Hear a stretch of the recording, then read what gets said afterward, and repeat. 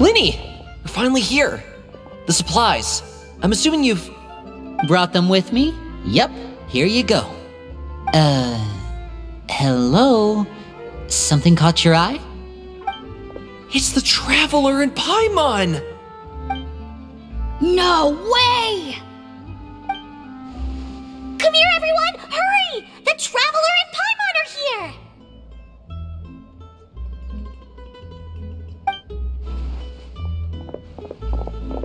One at a time, please. Don't crowd around them all at once. We don't want to scare off our guests now, do we? Oh, it's all right! Gotta say, Paimon didn't realize we were this famous. Of course! Father and Linny have told us so much about you. Father told us about how you helped Linny. According to her, you're a trustworthy friend. And as far as she's concerned, that's pretty much the highest compliment we've ever heard her give. As you can imagine, everyone's been very curious about you. I heard the Traveler is so strong that she can move a mountain with her bare hands. I heard Paimon eats so much that she can clean out the entire pantry at Hotel Tabor in just 3 days. Wait a second! That's the rumor you heard about Paimon? Oh, not cool at all! Oh, wait! When guests visit, you're supposed to give them gifts and stuff, right? Oh, we don't need something like that. Besides, we don't have anything to give to you. Come on, we insist. I can give you some of my new potions. Just pick your poison. And by that, I mean medicine or actual poison. I've got both. Huh? Or maybe Shaplo can teach you guys about stealth. He's super good at it. He's never been caught. Ah, now that's not a bad idea. I know you usually prefer to fight head-on, but it never hurts to expand your bag of tricks, right? When it comes to eliminating your enemies, staying quiet can go a long way. Trust me, I would know. I was poisoned not too long ago, and I'm still dealing with the after effects. So I'm not quite as good as I was before, but I can still give you some pointers. Wait, when you said gifts, I didn't think you meant poison and stealth tactics. But those are the best things we can give you. You don't like them? Ooh, how about this? Tell me the name of someone who really annoys you, and we'll teach him a lesson for you. All right, Fold Selwar. I think that's enough suggestions for now.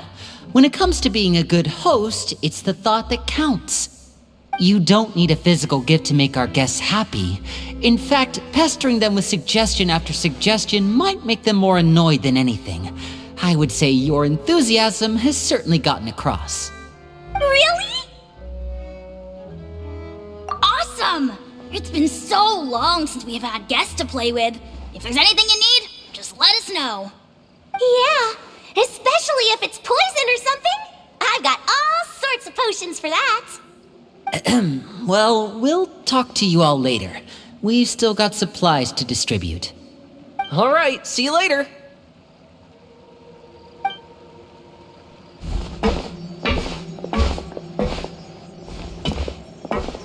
Bye!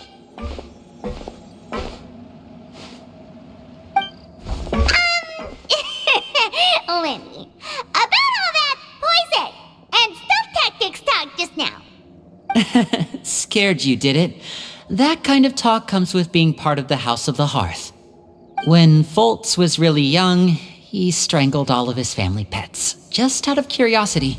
He was labeled a dangerous problem child and was abandoned by his family. Elwar has an unnatural obsession with potions. Father has forbidden her from trying all the different concoctions she comes up with, but she still tries to test them in secret. You really have to keep an eye on that one. Chaplot is around my age. While I'm mainly responsible for collecting intelligence, he handles surveillance. He's very passionate about his work and has no reservations about taking on some very difficult missions. I know you two probably aren't used to that kind of talk, but I can promise you they only had the best of intentions. Things like stealth tactics and developing different poisons, they really mean a lot to them.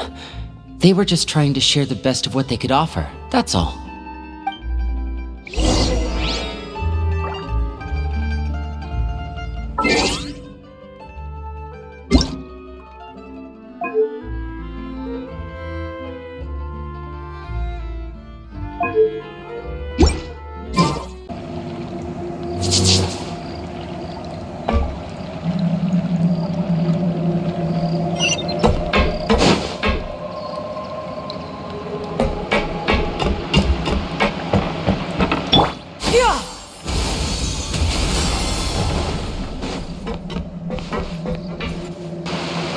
Filial, supplies are here. Thanks. And who are these two? Outsiders? Allow me to introduce you. This is the Traveler and Paimon. Oh, you're the famous duo I've been hearing so much about. It's nice to meet you. I heard you've traveled to all sorts of places. Is that true? Of course! We're making our way all across to that! Oh, good for you. You must be pretty familiar with Fontaine by now, then. Have you seen the new opera that started running recently? I think it's called... The 4,000 Thieves? Oh, this is the first we've heard of it. It seems like it's going to be fantastic. From what I've been able to tell from the posters, anyway. You should definitely check it out if you have the time. Oh, and there's The Blind Maiden, too. That one is supposed to have audience interaction. Seems pretty interesting. After this mission is over, I think I'll go get a manicure. Oh, maybe I should dye my hair. Wonder how much it'll cost. Is it just Paimon, or do these two seem much easier to get along with than the others? Looks like the House of the Hearth has some normal members after all. I heard that. Oops. I'm guessing you're referring to Foltz and the others? Yeah, we're definitely not all like them. I bet those crazies are practically foaming at the mouth right now. I'm sure they just can't wait to get back to Snezhnaya to carry out the plan. That's enough, Filial. Don't talk about family members behind their back, right? Whatever. Let's go. Guess this is goodbye then. If you ever have some time, we should go see the opera together.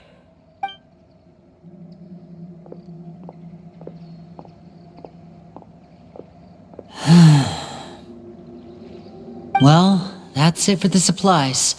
We should probably head back as well.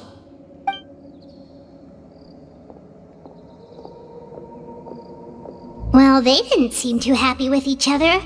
Seems like there could be something more going on here. You're right. We're only here as guests after all. Oh, Winnie's getting super far ahead. Come on, let's catch up.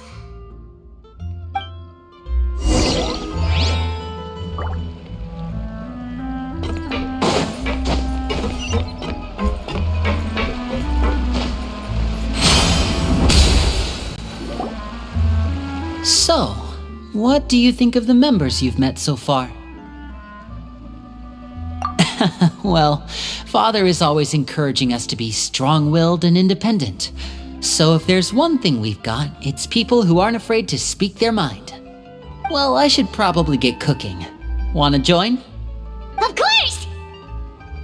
Then let's head out and... Fremine? What are you doing here? Well, Fremine! Nice to see you again! you too. I heard you're here as guests of House of the Hearth. Welcome. We were just going to make some food. Why don't you come along? I could use some help in the kitchen, and I seem to remember you mentioning you wanted to make seafood soup for the traveler in Paimon. Seafood soup? Oh, Paimon's drooling already. Were you looking for something just now, Fremine? Maybe I can help. It's nothing. I just wanted to see if there were any extra supplies. Yeah, we've got some left over. What do you need? Some food and water, and some clean cloth, if possible. No problem. Give me a second here. Food, water... Wait a minute. What do you need all of those for? You're not on any missions as far as I'm aware, and you were just going to come eat with us. So what's this all about? I thought I'd grab an extra portion because I get hungry at night. Could be because I'm growing, you know, and... Fremine, you remember what I told you? You're not like me. Your lying skills still need some work. Tell me what's going on. Is it really bad enough that you have to keep it from your own brother? Maybe it'll be better if we gave them some space.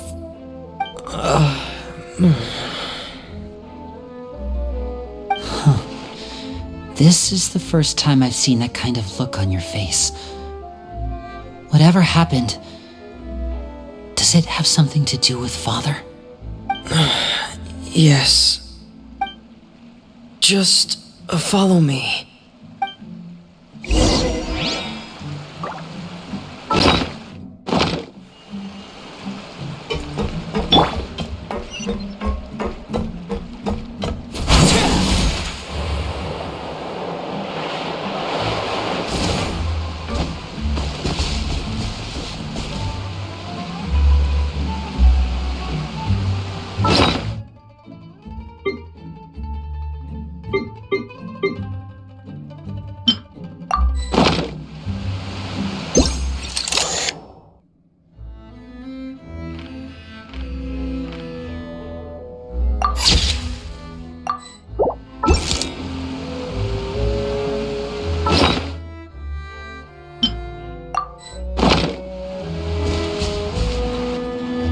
You're back! Oh, and you've brought some friends with you this time. Hello, my name's Linny. I grew up in the House of the Hearth. And you are? Hi, Linny. I'm also a child of the House of the Hearth, just like you. You can call me Clairvy. Clairvy? It's nice to meet you. Does that name ring any bells, Linny? No, not at all. That's not a name we have on our roster, I'm sure of it. What I'm not sure of, though, is how she managed to sneak in. She must be the phantom child Father's been searching for. From the looks of it, I'm guessing you were the one that found her, Fremine. You, haven't told Father, have you? No, I haven't told anyone. I've just been keeping her hidden. For how long? About half a month now. So ever since we got to Poisson, then, do you have any idea what you're doing? I know what I'm doing. Really? 'Cause from where I'm standing, it looks like you're hiding the very person Father has been trying to find. If Father finds out about this, everyone involved is going to be punished. You know the rules of the house, Fremine. I know you do. Father doesn't tolerate any form of betrayal. So why are you doing this? I've thought it through, and I just can't hand her over like that. Linny, don't you remember last year? Sheplo nearly died after getting poisoned during that one mission. He wasn't able to get back before the poison started taking effect, and not a single person was there to help him. That night, while I was sleeping, I heard a voice telling me to go save him. I opened my eyes, but I couldn't find the source of the voice. I thought maybe I was just hearing things, but I went to look for him anyway. Luckily, I got there with enough time to save his life. That feeling of being haunted, of hearing voices, it's happened many times in the House of the Hearth. I'm sure you've noticed. So what you're saying is, that was her? She was the one who spoke to you that night? Unless there are other spirits roaming around the House of the Hearth, I don't think there's any other possibility. If Clairvy were our enemy, it wouldn't matter whether she was a spirit or an actual child. I would have acted without a second thought, because that's what Father ordered us to do. But she's been living with us, helping us from the shadows all this time. I think that makes her family. I couldn't just hand her over to be dealt with. Not when there's so much we still don't know. So what's your plan then? You can't keep her here forever. Someone is bound to find out eventually. I haven't thought that far yet. I don't want to disobey an order from Father, but I also don't want to put Clairvy in danger. Come with me. There are a couple things I'd like to say to you in private.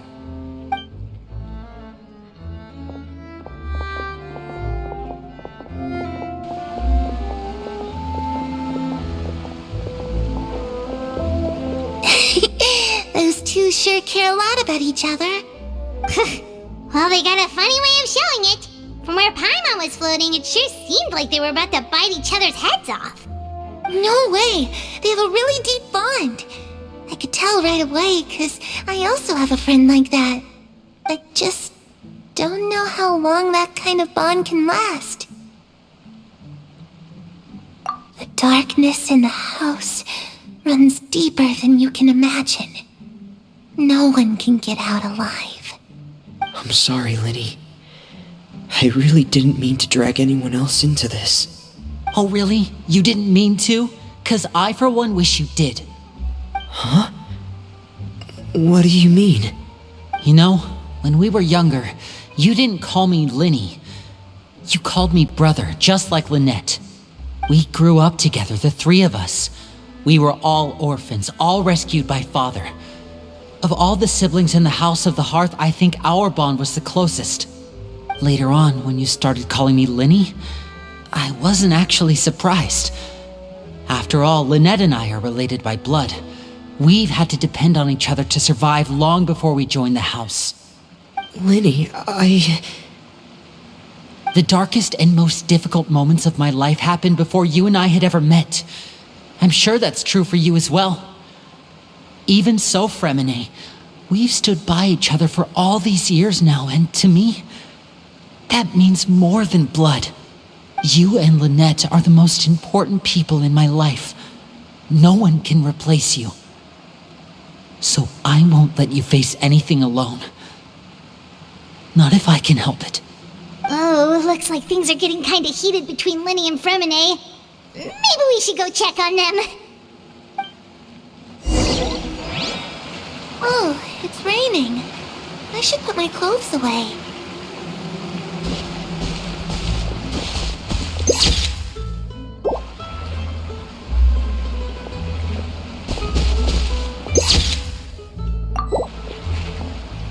Perry? Huh. Looks like she's not here either.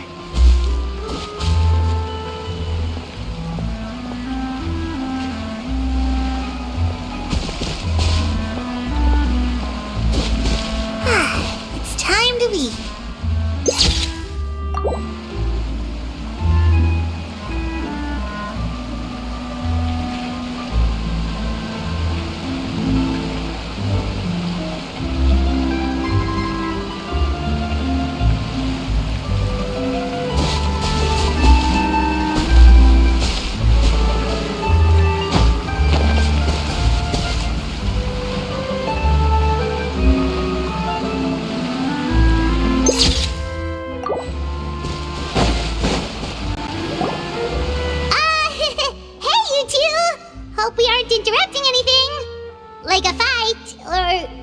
Oh, wait a minute, Fremine, you're not crying, are you? Is everything alright?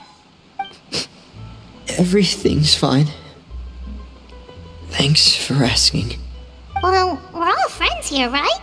We've been through so much together, so if there's anything we can do to help, just say the word. It's just a small family dispute. It's not something our guests should trouble themselves with. In fact, it might be better if your stay ended here.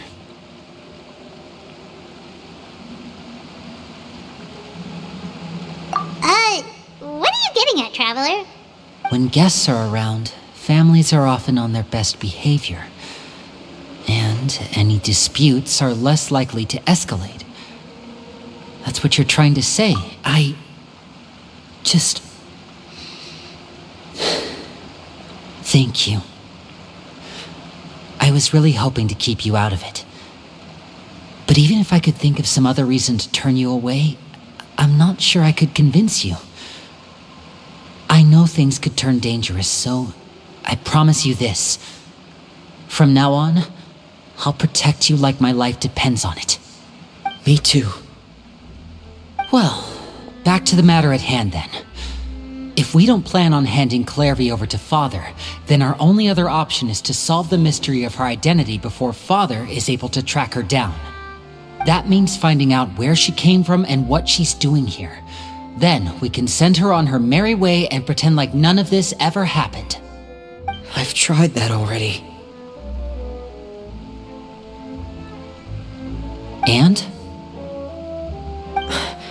And... nothing. I tried taking her somewhere really far away, but... after some time, she just reappeared. She even came with us all the way to Poisson. It seems like wherever the house is, she follows. I don't know much about spirits. Do you two have any ideas? Let's see here. Paimon remembers hearing something like, if you fulfill a spirit's last wish before they died, they'll let go of whatever's keeping them here and return to the ley lines. Oh, it's just that Paimon doesn't really remember where she heard that, so it's not guaranteed to work or anything. Well, sounds like it's worth a shot. Guess that means we should go ask her about her wish. But first, Fremine, I need you to promise me something. What is it? I need you to promise me that this will stay between the two of us. We're the masterminds behind this whole thing. No one else gets involved. Can you do that for me? Of course. I promise. All right. Then let's seal the promise just like when we were kids. Fist bump on 3. Ready? 1, 2, 3. I swear.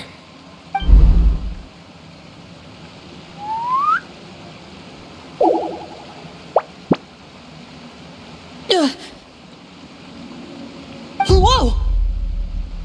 Lynette! But what a surprise! What brings you here, dear sister?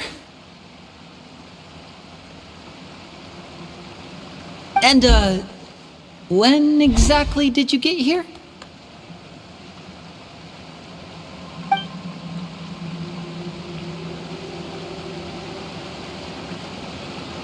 You're an idiot, brother. And you too, Fremine.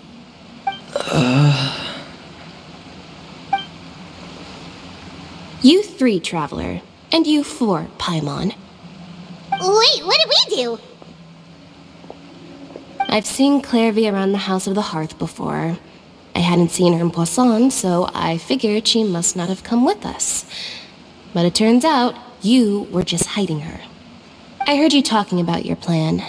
Rather than steering clear of the situation, I'd rather fully join in.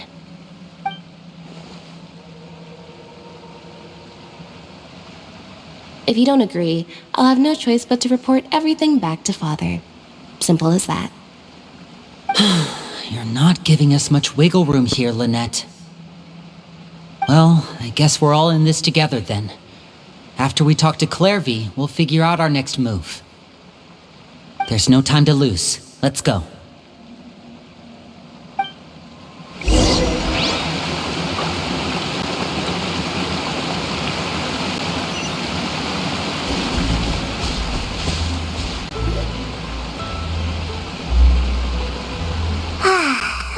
full. Thank you for bringing me this food, you guys.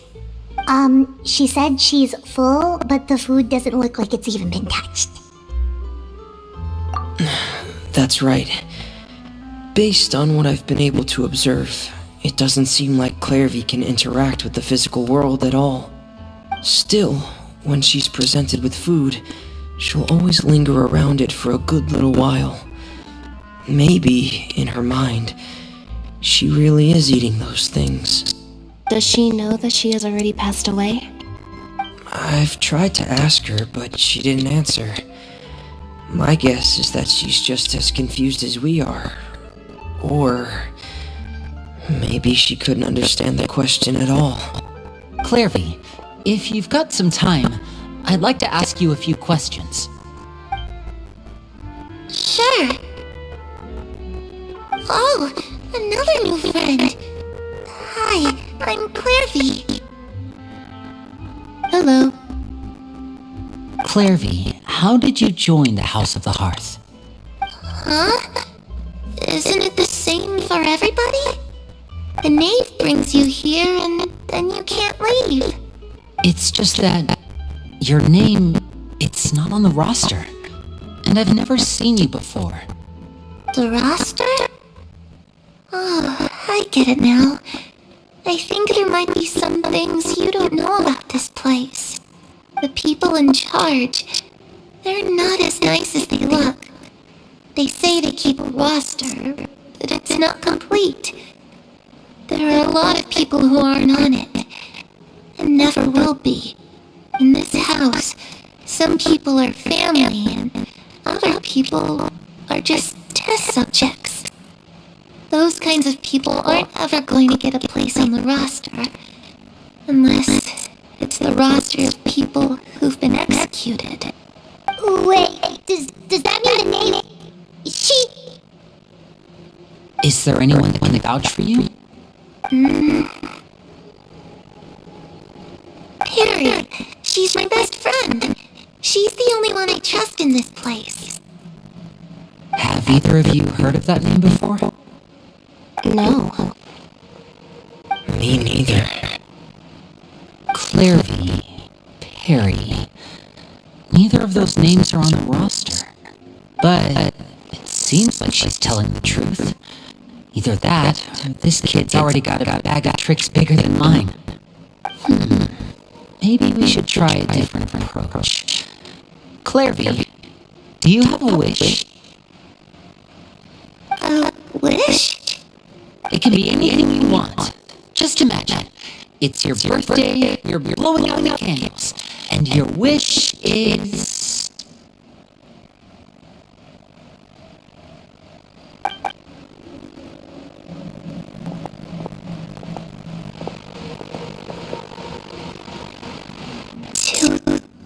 To go outside, where the sun can find me.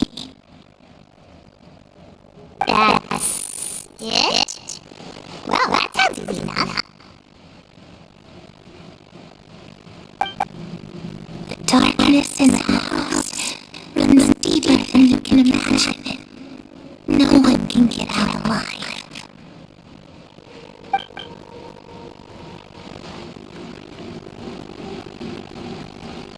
Okay, time to divide and conquer. Listen up, I've got a plan. I'll try and find a way to use basic illusory magic to take Clairvy outside and bring her somewhere with sunlight. Lynette, try and find the list of executions that Clairvy is talking about, and see if her name is on it. Fremine, you stay in Poisson. We can't be the only ones who've had run-ins with Clairvy. I need you to collect intel on everything she's said and done. Understood. I'll try my best. What about us? What should we do? I really appreciate your willingness to help, but this is a family matter. I don't want to drag you in too deep. It's too risky. Let me think. Since Father considers you to be guests, maybe you could take her side for a little while. You don't need to do anything except keep up some nice casual conversation. I get it. You want to distract. I'll give give you a magic bird. If Father suspects something, all you need to do is release it when she's not looking, and it will alert you that something's wrong. Of course, that's only in the last resort. If Father doesn't seem to notice us, there's no need to make contact. We'll reconvene here tonight after all said and done. If the worst-case scenario happens and they're discovered, just tell Father everything. We're not going to let our guests get punished for our own actions. That's where we draw the line. You too.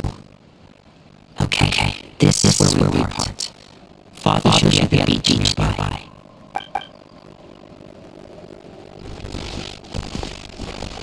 I really hope it goes well. No, it has to go well. That's the only way this can get resolved.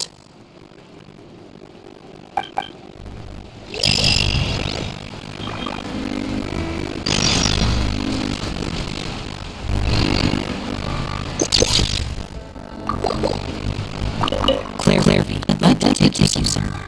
Is that okay with you? Sure.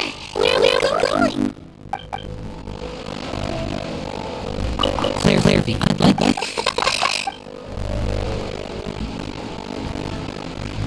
Claire, I'd like to...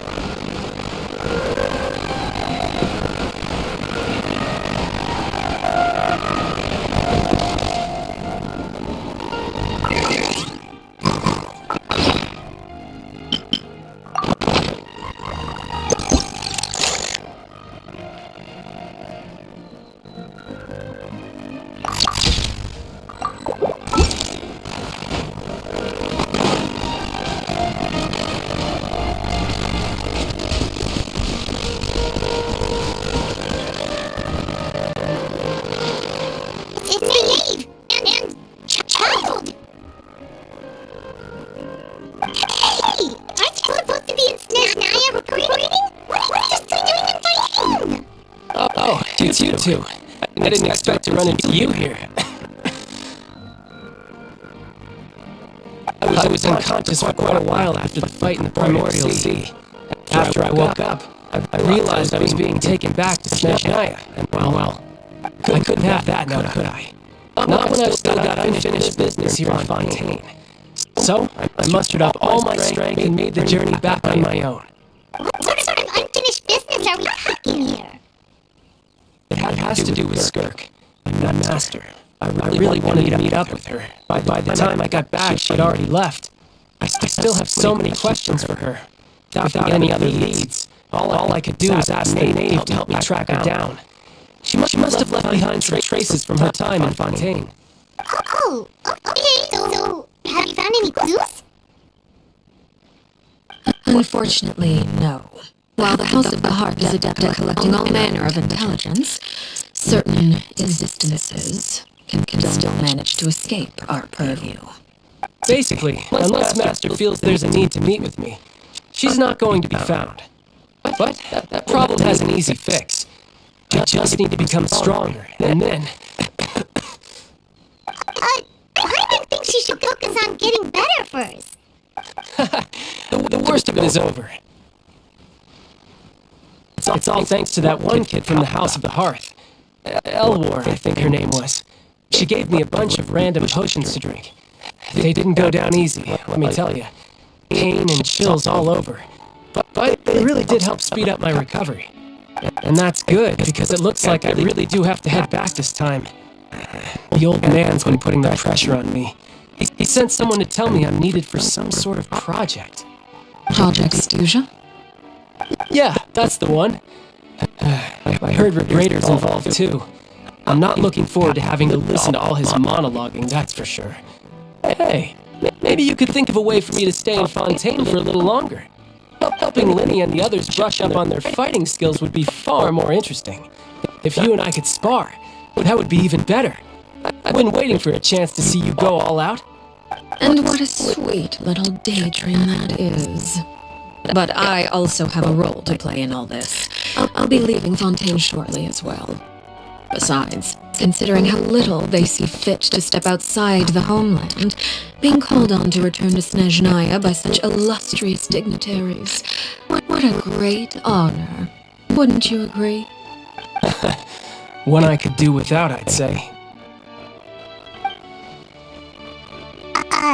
Is it just Paimon? Or does it kind of seem like they're... So, dear guests of the House of the Hearth, to what do I owe the visit? Well, we just... Right! We're super close to Linny and the others, but we still don't know much about you! Is that so? Introductions have already been made, have they not?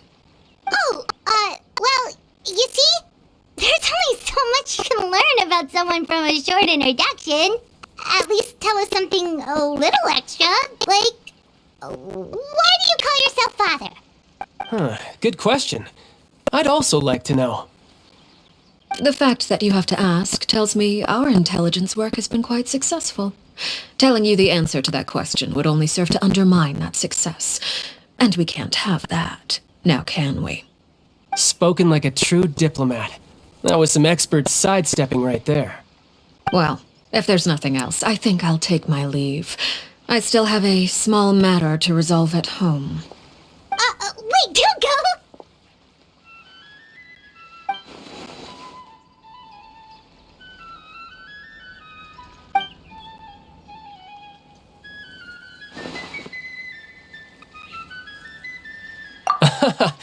I'd also like to hear the answer to this.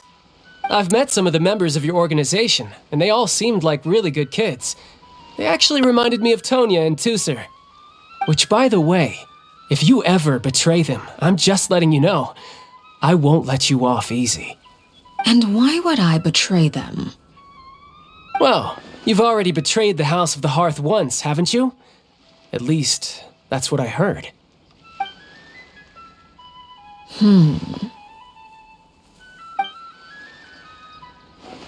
Okay, I admit.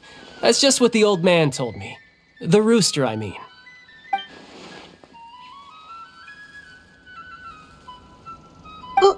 Wait, did you really do something bad to those kids? Never mind what I've done. I'm more curious as to what the mighty rooster had to say. Care to enlighten me? Well, nothing much. Just some stuff about you taking out many other members of the House of the Hearth, and even going so far to attack your own family. I see. Based on your reaction, I'm guessing it's all a bunch of lies. Hardly. I don't appreciate his particular turns of phrase, but I suppose he didn't say anything untrue. Although, it would be more accurate to say that there is a certain level of prejudice involved, but I don't intend to clear that up just yet. Prejudice has a funny way of concealing the real truth behind certain things, an attribute that I find to be quite advantageous. Call yourself a Fontainian, for example, and people will assume all sorts of things, when the real truth is that this is simply the land where I was raised. Huh? You're not actually from Fontaine? But then why did you try to help out with the prophecy and everything? I was trying to protect the children born in Fontaine. Claiming that I myself was a Fontainian simply made it easier to operate. People would hardly suspect a fellow Fontainian of having any ulterior motives. Who wouldn't want to save their homeland after all? The primordial sea wouldn't have any effect on me, but it would have caused great harm to the House of the Hearth. Well, you wanted extra information, didn't you? There you go. I hope that satisfied your curiosity.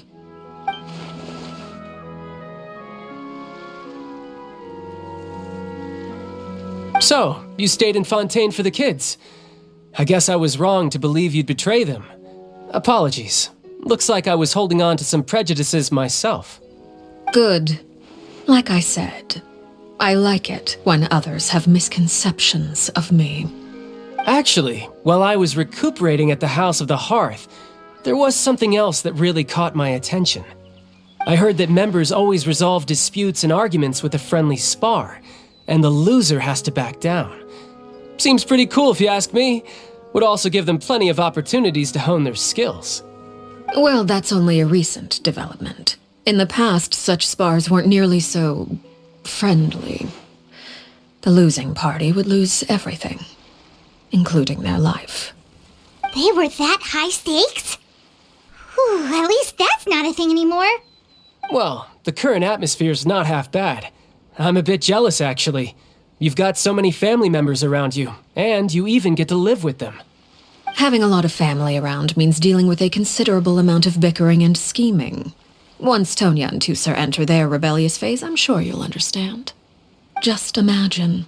Tusser becomes obsessed with plucking out strands from the rooster's mustache, or Tonya decides to dye her hair 42 different colors. Okay. I get the picture.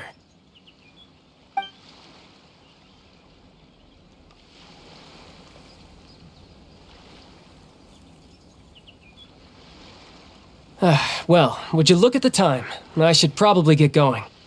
Traveler, Paimon, I'm not sure where our paths will cross next, but the next time we run into each other, we should definitely try and find some time to spar. Again,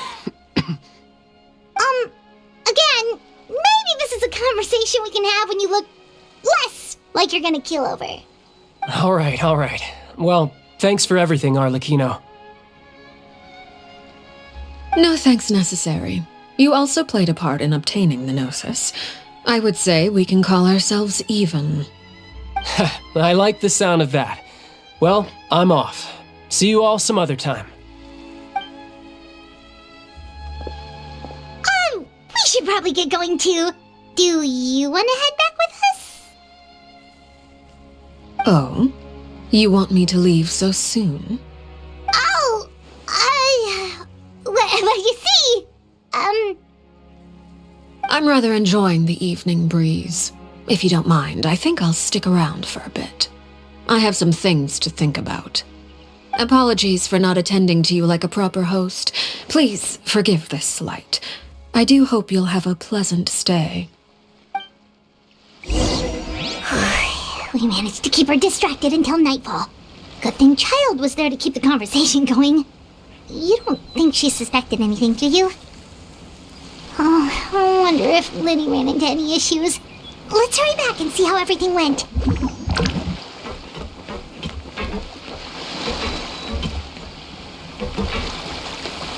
Oh? You decided to stay a little longer? Let's take in the ocean view together, then.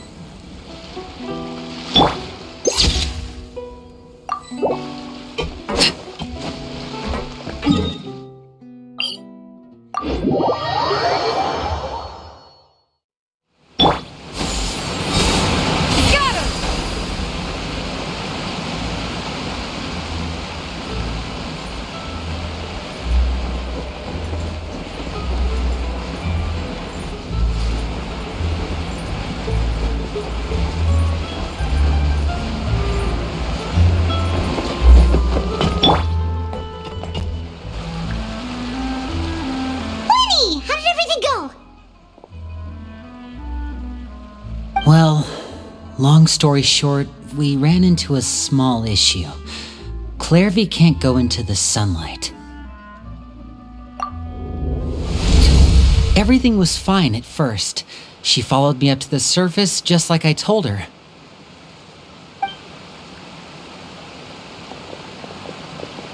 But as I led her out of the shadows and into the sunlight, she vanished. I turned around and there she was, standing at the edge of the shadows, silently watching me. Huh. Maybe she's afraid of sunlight, or... No, it wouldn't be her wish if that were the case. Well, we could always try pushing her into it.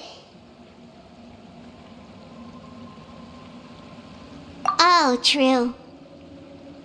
I've pretty much tried it all already. Nothing worked. Eventually, the sun went down, so all I could do was bring her back here. How did it go with you, Lynette? Good. I've got the list. It's right here. Really? Well, what are we waiting for? Let's take a look!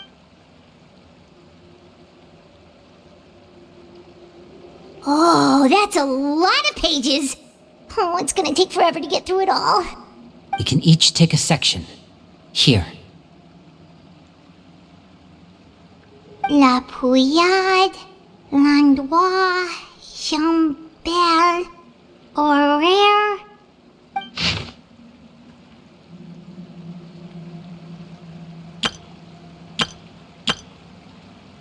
Oh, yikes. That Horaire guy has a huge scar on his face. He's kinda giving Paimon the creeps. Ah, I've met him before. The scar is from an injury he received during a mission. I still remember him joking with me about it. He said any future lover would take one look at him and then lose all interest. Did he say anything else? Well, I asked if there was someone he was interested in. He said no, and that's where our conversation ended. It was only later that I learned he really did have someone he liked. He risked everything to escape so he could be with her, but it didn't work. One day, Father asked to see him, and, well, I never saw him again after that. Wait, so that means the knave, she... It may seem cruel, but it's just one of the rules of the house. Betrayal is not to be taken lightly. We know too many secrets to come and go as we please. So, if you do try to leave, you pay with your life.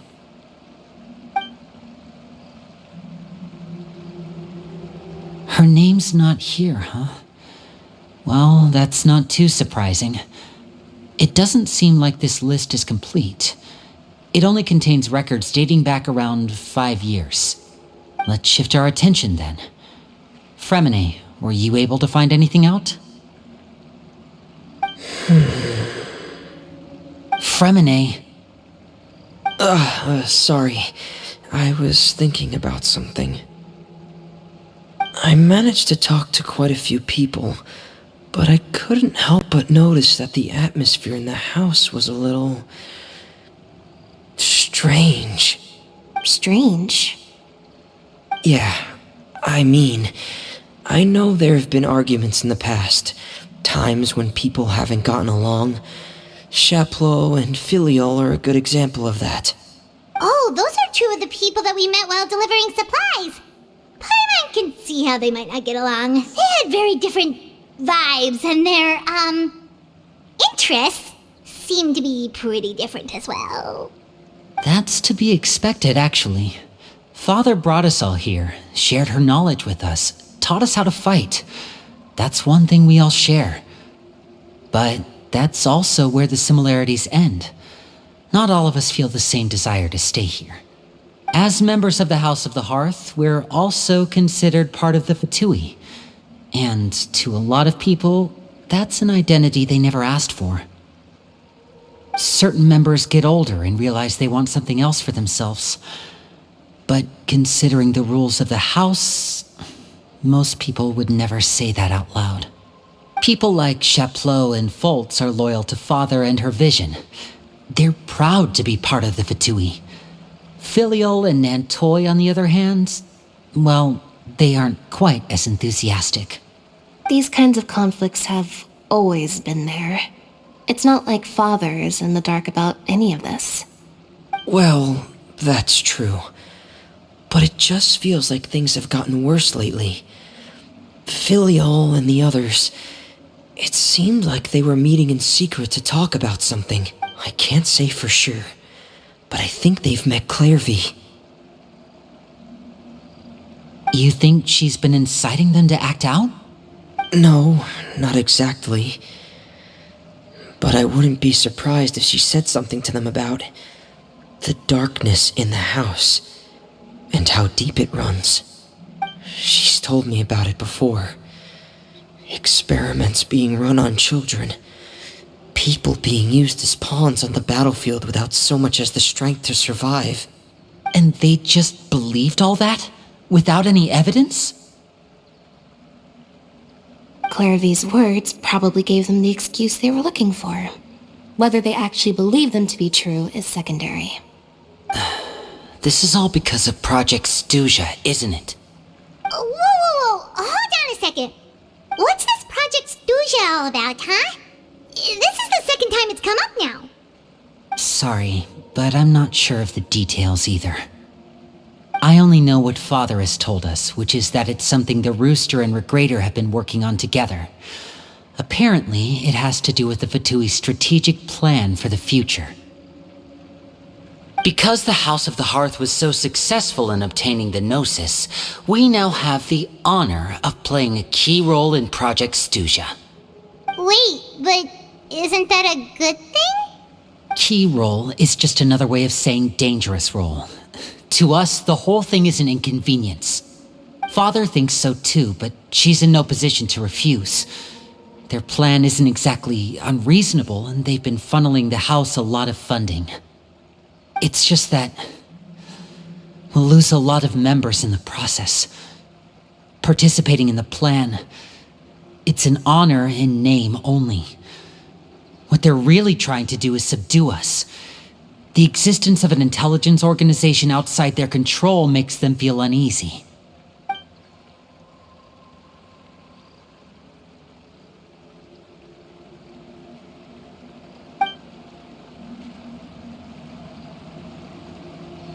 Okay, super complicated top secret Fatui business aside, what does all of this have to do with the conflicts you were talking about earlier? Paimon doesn't get the connection. External pressure has a way of exacerbating internal strife. You can't overlook the power of fear either. People are afraid of dying, and that fear is often the impetus for a lot of stupid decisions. I thought resolving the Clairvy situation would make everything go back to normal, but it looks like things are more complicated than I thought. If we leave Filial and the others to their own devices, sooner or later, Father will be forced to take action. We can only focus on one situation at a time, brother.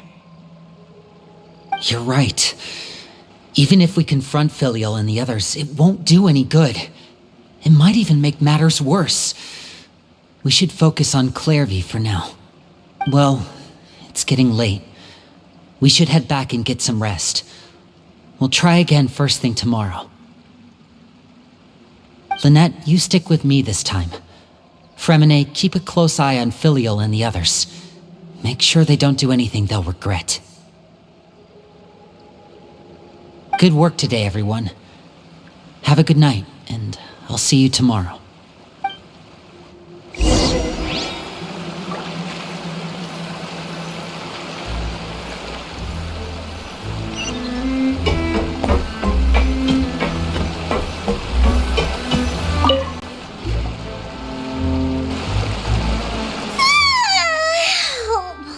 Looking forward to an early night, but she can't sleep at all. Hey, you don't think the knave will be too angry with Linny and everyone if she finds out about all this, do you? She's even scary when she smiles. If she were to actually get angry... you have to protect Paimon if that happens, okay, Traveler? Trust is effort, Traveler. Look over there! up with her before anyone sees.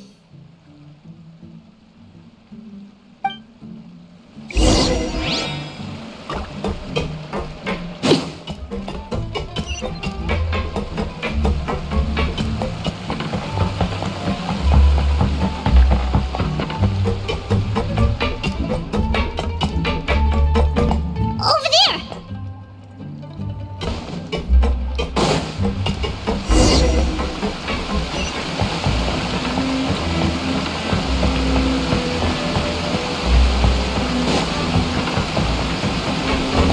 Oh, where is she going?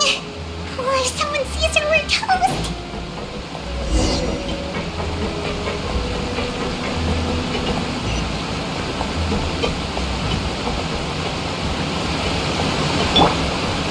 Skyward! Scatter! Oh, look! She stopped!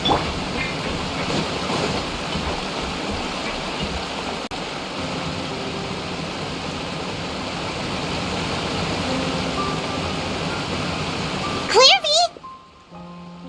Shh! I opened the window while no one was looking. Look how pretty the outside is. If only I could have more than this. You probably think I'm being silly, huh? All this hopeless resisting? It's better to dream of what I could have than try to make it a reality, right? Please, help us get on the same page here, Clary. We need you to tell us what you know. Can you do that? Sure. Although, after you hear all this, I think you might regret that decision. Everyone in this family is nothing more than a tool, something to be used and exploited. We're all expendable, including me. As long as you're useful, you get to stick around. Lose your value, and you're handed over to the doctor, experimented on, and given a fate worse than death. I've seen it happen again and again, and I've had enough. You're saying the knave did all that? It's just, that doesn't seem like something she would do. She's scary and all, but it seems like even she has lines she wouldn't cross.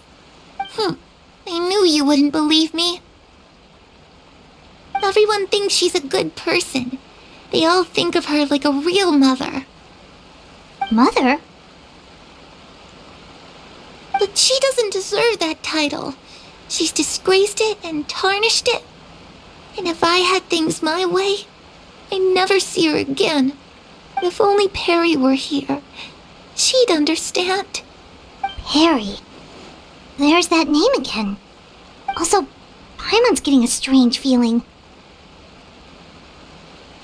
It almost feels like she's not really here with us. Paimon can't tell if she's actually talking to us or if she's mistaken us for someone else. Well, in any case, it seems like she really needs someone to talk to. We should keep her company for a little longer. She looks so young. But it seems like she's been through a lot. It's getting windy. I should close the window. Ooh, look at the moon. Isn't it pretty? Hey, wanna hear a secret? I heard that if you look up at the night sky in Snezhnaya, you can see the aurora. It's supposed to be super pretty. Even prettier than the moon tonight. Perry and I promised each other that once we're older, we're gonna go see it together. But I can't find her.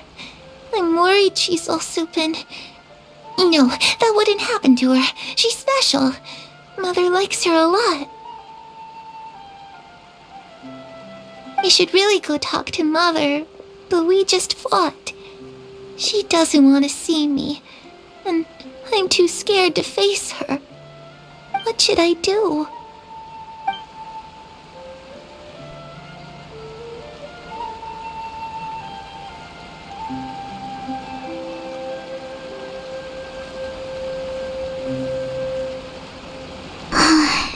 Paimon really doesn't understand what's going on with her.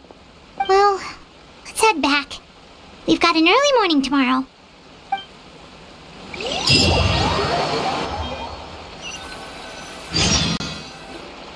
All right, looks like we're all here. Let's go ahead with the plan. Oh? What is it? What makes you ask that? Well, we met the doctor back in Sumeru. He's super dangerous, and he's done all sorts of bad things. It's possible that Father and the Doctor have had certain dealings, but I don't think Father would work with him. We're not really on the same side, so there's not a lot of trust between them. That doesn't exactly set the stage for a successful partnership. I did hear, though, that when Father first became a Harbinger, the Doctor offered to work with the House of the Hearth. Father rejected most of his proposals, except for one. It had to do with some sort of secret experiment. Secret experiment? Could that be what Clairvy was talking about? I don't think so. I don't know any details about the experiment itself, but I do know it's an entirely independent operation. The Doctor only proposed a direction for the research. That was the extent of his involvement. I still don't think that counts as working together. The details of the experiment are confidential, but complete records are kept on all participants. That doesn't seem to be the case with the situation Clairvy referred to. I know you don't agree with some of the Fatui's methods, and I'm not asking you to. But I am asking you to trust us on this. The House of the Hearth has its own principles. There are certain lines we're not willing to cross. Alright, that's good to hear at least. Clairvy seems to think the Knave and the Doctor worked together to do something horrible. If that turned out to be true, Paimon doesn't know how he would even face you guys. It's just that it doesn't seem like Clairvy is lying either. The easiest thing to do would be just ask the Knave directly, but Paimon doesn't think she'd tell us.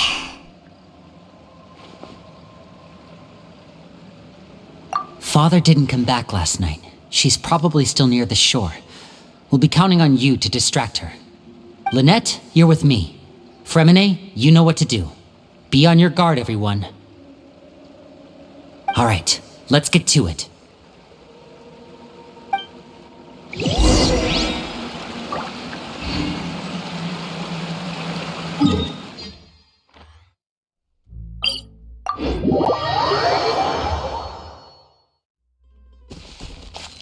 Yeah! Skyward! Scatter!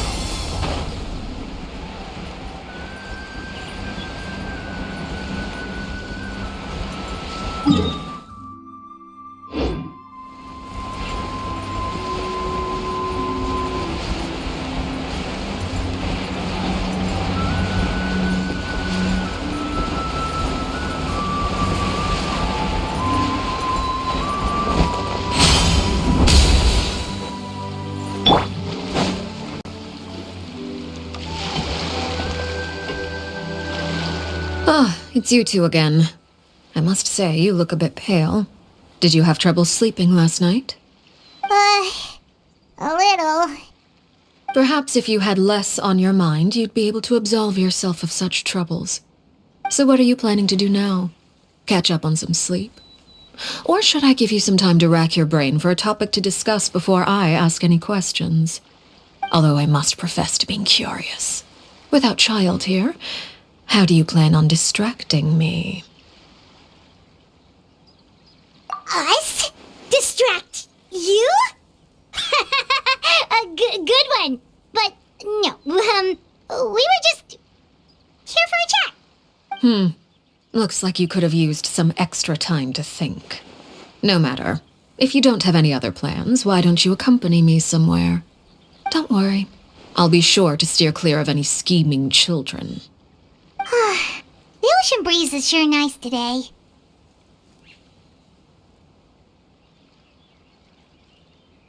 Children always think they can hide things from the grown-ups. But nothing gets past me. Least of all a little scheming. I think I'll let them have at it for a little longer. I can be very patient. Well, I'll leave you to think things over. If you're so inclined, meet me outside the Palais Mermonia. Good things come to children who do as they're told. So I do hope you decide to tag along, if only for your friends' sakes. What should we do? She clearly knows about everything we've been doing, and Paimon doesn't think it'd be a stretch to say she was threatening us just now.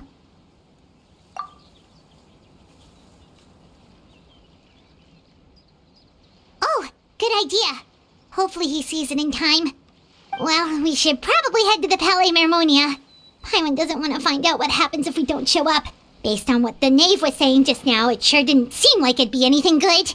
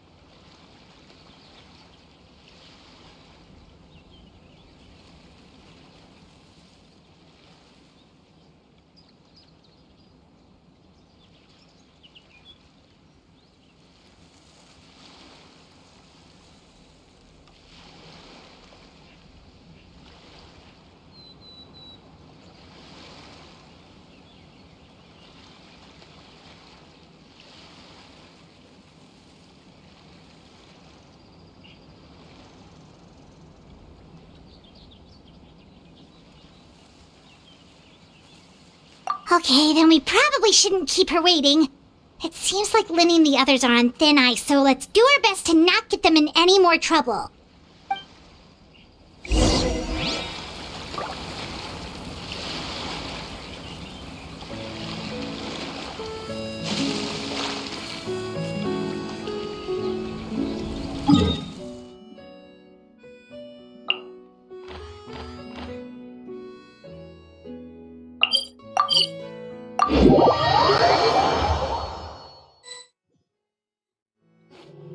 Seeing as we still have some time before my meeting, we might as well enjoy some pleasant conversation while we wait. I'm glad to see you get along with my children. Being surrounded by good companions is necessary for a child's development. You're not planning on doing anything to them, are you? I assume you're referring to Lenny, Lynette, and Fremine. Although, there's that situation with Filial and Nentoy as well. It appears quite a few people have been acting out lately. No matter. I'm not one to discriminate. All those who betray the house meet the same fate. There are no exceptions. Does that mean you're going to kill them? Oh, are you here to beg for their lives? I'm sorry to disappoint, but the rules of the house change for no one. In my organization, everyone is responsible for their own actions. But don't you care about them at all? They really respect you. They even call you father. You must feel something for them. Any organization in which feelings come before principles is one destined for ruin. The House of the Hearth is hardly an exception. You could say our principles are more stringent than most. Perhaps I can offer you this consolation at least. As our guests, you two will not be held accountable along with them.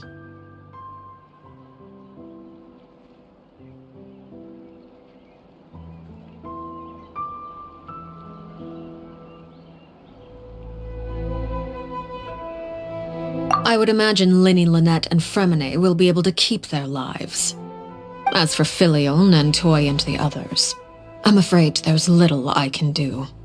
They can try to escape, but once you know our secrets, there's no getting out alive.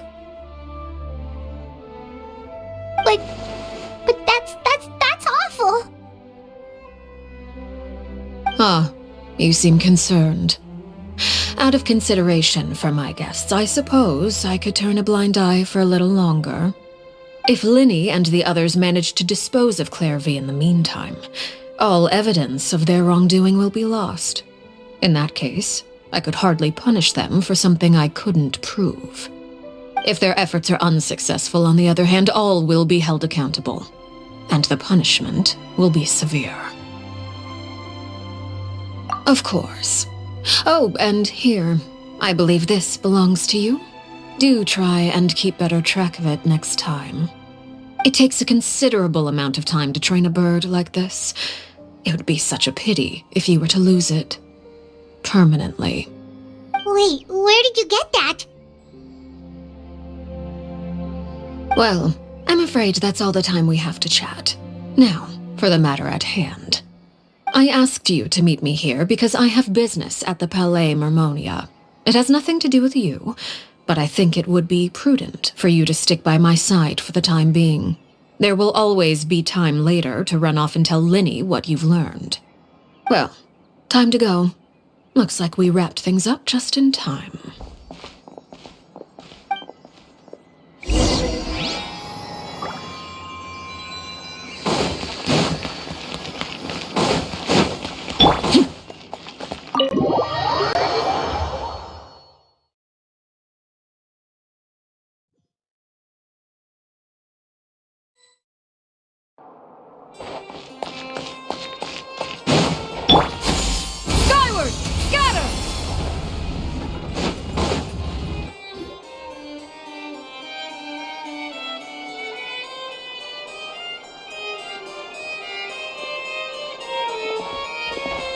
It's been a while, Monsieur Neuvillette.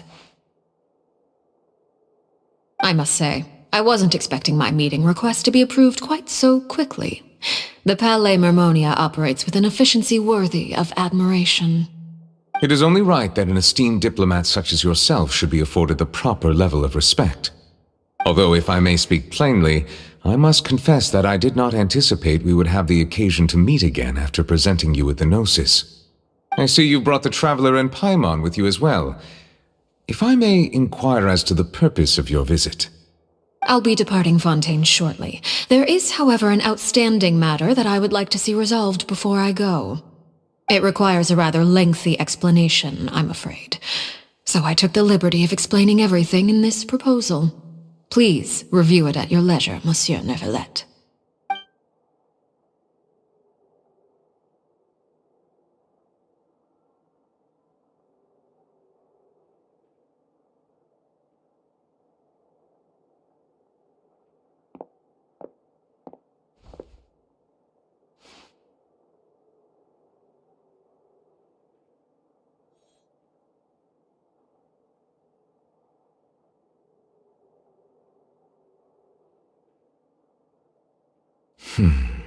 I understand your request. However, at the risk of causing offense, I must admit that I fail to see why you would wish for such a thing. I heard you have a certain fondness for water tasting, Monsieur Neuvillette, so allow me to use water as an analogy. A family is like a large body of water with countless rivers flowing in and out. As someone who watches over this system, I would hope that each river that flows from the source will eventually reach the ocean. Of course, objectively speaking, I know this is impossible. Most of the rivers will dry up along the way, disappearing into the ground and leaving nothing but a barren riverbed behind. Not all rivers are destined to reach the ocean, but I would not see their existence rendered meaningless. I believe the water that flows within them is simply meant for a different destination, like a field in need of irrigation. Or perhaps the glass of a certain water-tasting enthusiast. Did you get any of that, Traveler? Your words paint an optimistic picture indeed. Allow me to remind you, however, few among us are willing to sip from a glass filled with tainted water. It may have been tainted at one point in time, but not to worry. I'll make sure it's strained of all impurities and returned to its cleanest form.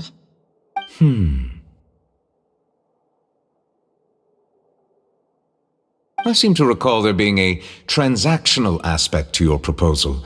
Perhaps you could expound on that? If you accept my proposal, Monsieur Neuvillette, I will gradually withdraw my forces from Fontaine. And, unless absolutely necessary, I will no longer carry out any special missions within Fontaine. I presume I can take your words to mean that, in the future, cases similar to the Tartuffe assassination will cease to cross my desk? Tartuffe?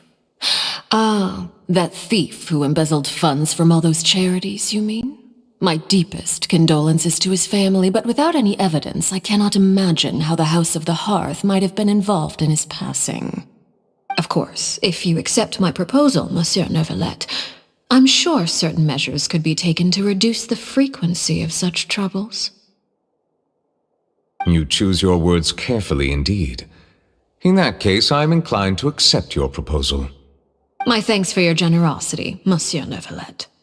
Well, with that settled, we should be going now. I took the liberty of bringing along 2 bottles of spring water from Snezhnaya for you to enjoy. I do hope I get the chance to hear your impressions. Perhaps at our next meeting, yes? Indeed. I trust you would not overlook your commitment in the meantime. All right, Traveler Paimon. Time to go.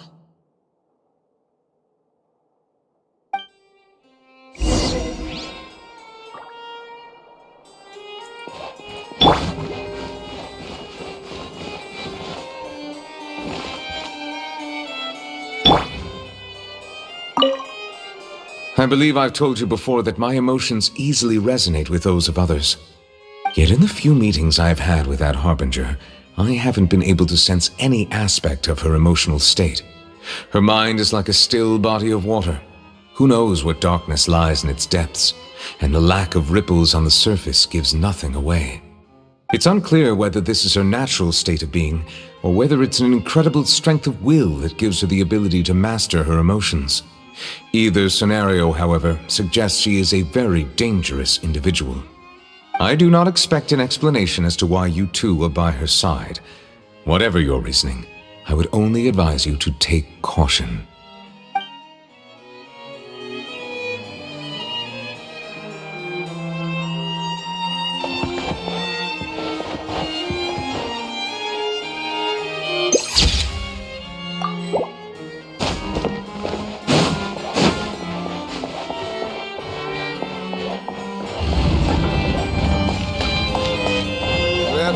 Before you act. But that's just standard perception.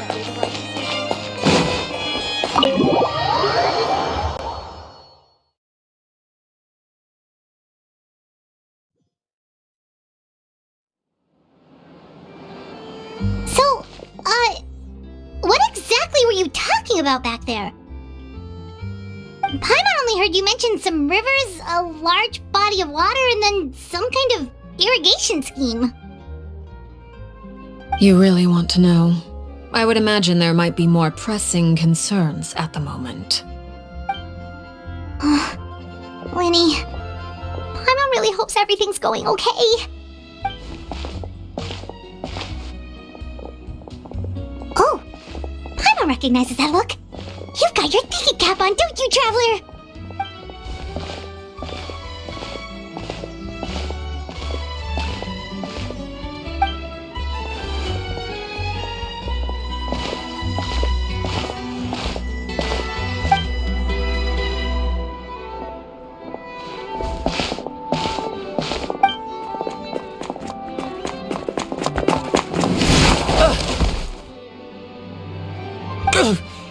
Oh, shoot.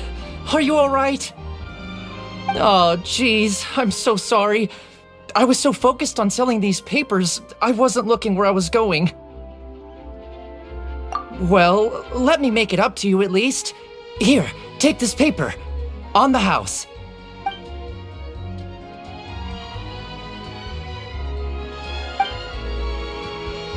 Oh, you don't have to give us anything. Please, I want to. It's not like I'm short on supply. All the extras will be useless come tomorrow anyway.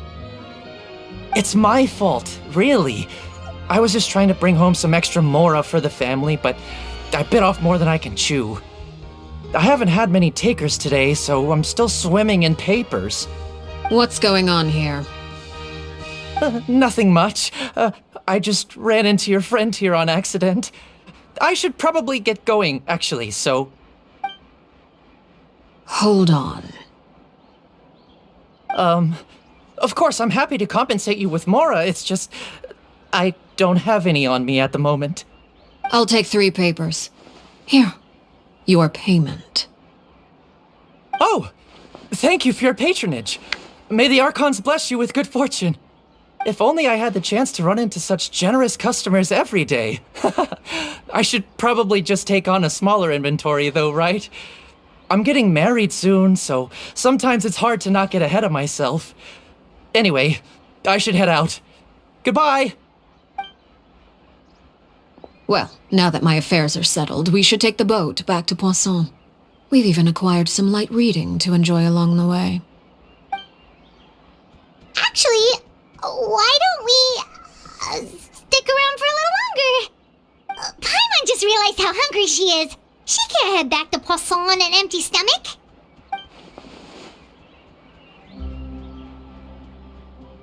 It appears you two are under the impression that delaying our return will somehow alter the situation in your favor.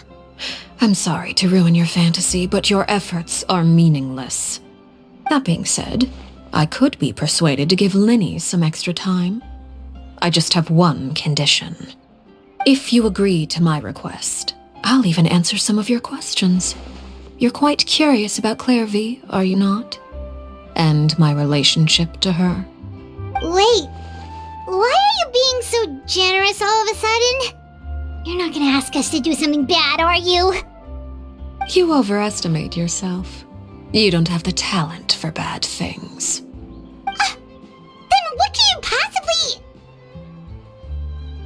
The most important consideration in a negotiation is that both sides receive something they want. Demands and threats only get you so far. Wonderful. Here it is. When the time comes, make the choice that you deem most appropriate in the situation, and lend your help to the House of the Hearth. Okay, sounds normal enough. But what do you mean, when the time comes? When is that supposed to be? That is for you to decide. Then we have a deal. Follow me.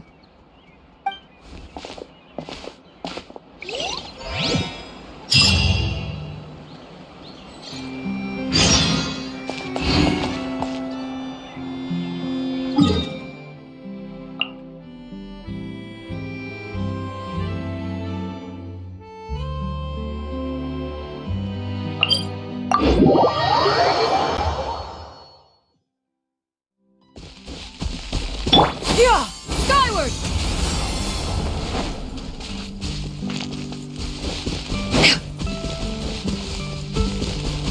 Yeah! Skyward! Scatter!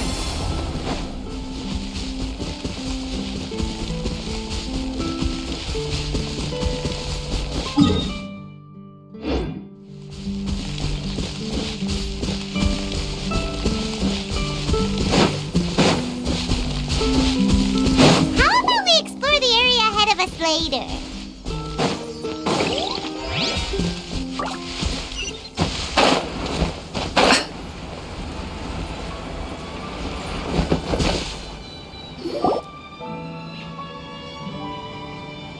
What is this place? Somewhere long forgotten by everyone. It used to be a grand building. Now it's nothing more than a pile of rubble. No one comes here anymore, nor does anyone care about what once happened here. Although, this place does have something to do with the story I'm about to tell you. It was before I became a harbinger, and before Linny and the others joined the House of the Hearth. Due to certain events, I first killed Clairvy and then her mother. And this is where it all happened. You were the one that killed Clairvy? Patience now. Allow me to explain Clairvy's side of the story first. I'll start from the beginning.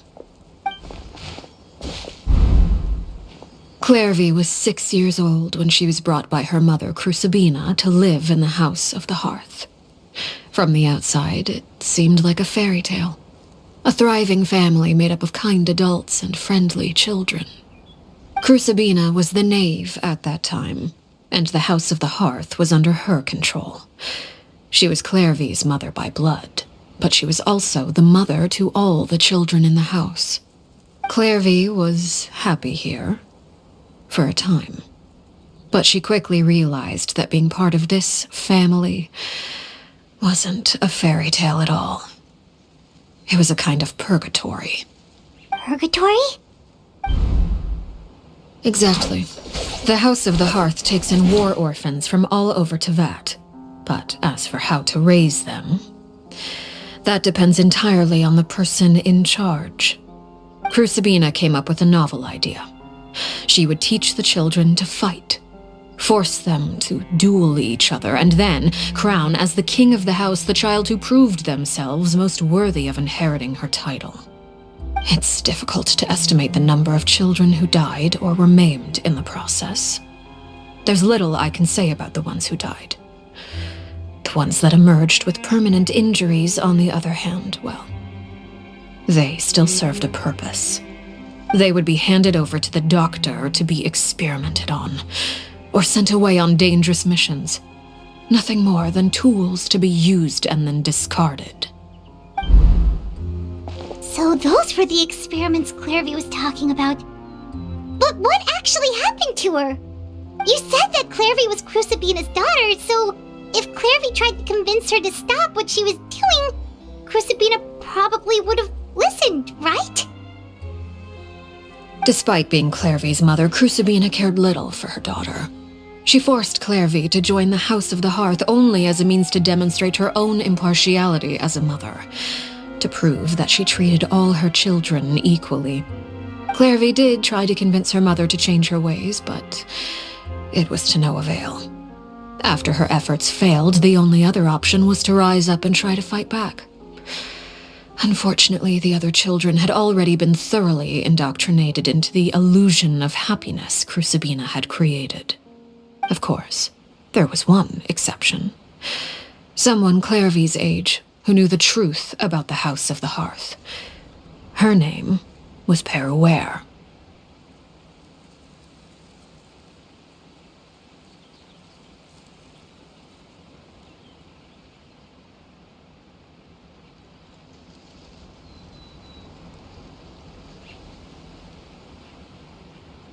Wait, the friend that Clairvy mentioned? Friend, huh?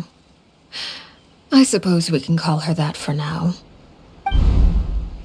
Clairvy was a cheerful and passionate person with a tenacious spirit. Peruere, on the other hand, was rather cold-blooded. Her cold-blooded nature allowed her to see through Crucibina's facade. Yet, it was also this cold-bloodedness that prevented her from acting against it. At least at first. While Clairvy longed for freedom, Peruere was convinced that, amid all the fighting and violence, she would make it until the end. Despite their differences, the two became fast friends, united by their knowledge of the truth. Clairvy told Peruere that she hoped to create a real family, where no one would be killed or sacrificed. There may have been a certain naivete to her ideas, but Clairvy proved her determination many times over. She tried countless times to run away, ask for help, or expose the truth. But her efforts only earned her beating after beating. The only thing that kept her going was her strength of will. Even with her body racked with pain, she would still stand on her tiptoes and open the window at night. She and Peruere would look out at the moon together, a fierce longing for freedom shining in her eyes. But one day that light simply vanished. Oh no. What happened? Her hopelessness resulted from a culmination of things. 10 years had passed. 10 years worth of failure after failure. She and Peruere weren't children anymore, but finding any chance to escape still seemed as hopeless as ever. It was during this time that Peruere suggested a new plan. If escaping was out of the question, why not take down the very person sitting on top of this throne of lies? Mother herself. Clairvy rejected that proposal. She claimed that, as a famous harbinger, Crucibina possessed an unimaginable amount of power, trying to kill her would have an incredibly low chance of success. Clairvy never gave another reason, but Peruere could see it written all over her face. Clairvy still thought of Crucibina as her mother. Killing her own flesh and blood was a line she couldn't bring herself to cross. If she couldn't escape and fight back, then only one option remained. Precisely. Death was the only way that she felt she could be free. It happened during a duel. When she arrived at the dueling ring that day, her partner turned out to be none other than Peruere, the very person that had stood by her side all those years. It was a fierce battle. But ultimately, Clairvy decided to let Peruere end her life. From that moment on, Peruere's journey was one written in flames. When the rain finally came and washed it all away, there she stood, the sole victor in Mother's endless game of slaughter, a trail of corpses strewn across her path to success. It was the very result she had predicted 10 years prior. Even then, she believed she would make it until the end. She wasn't surprised by the fact that she emerged as Mother's undisputed heir. Rather, her success left her with an inexplicable sense of restlessness. She was unsettled, and there was only one thing that could quell that sensation.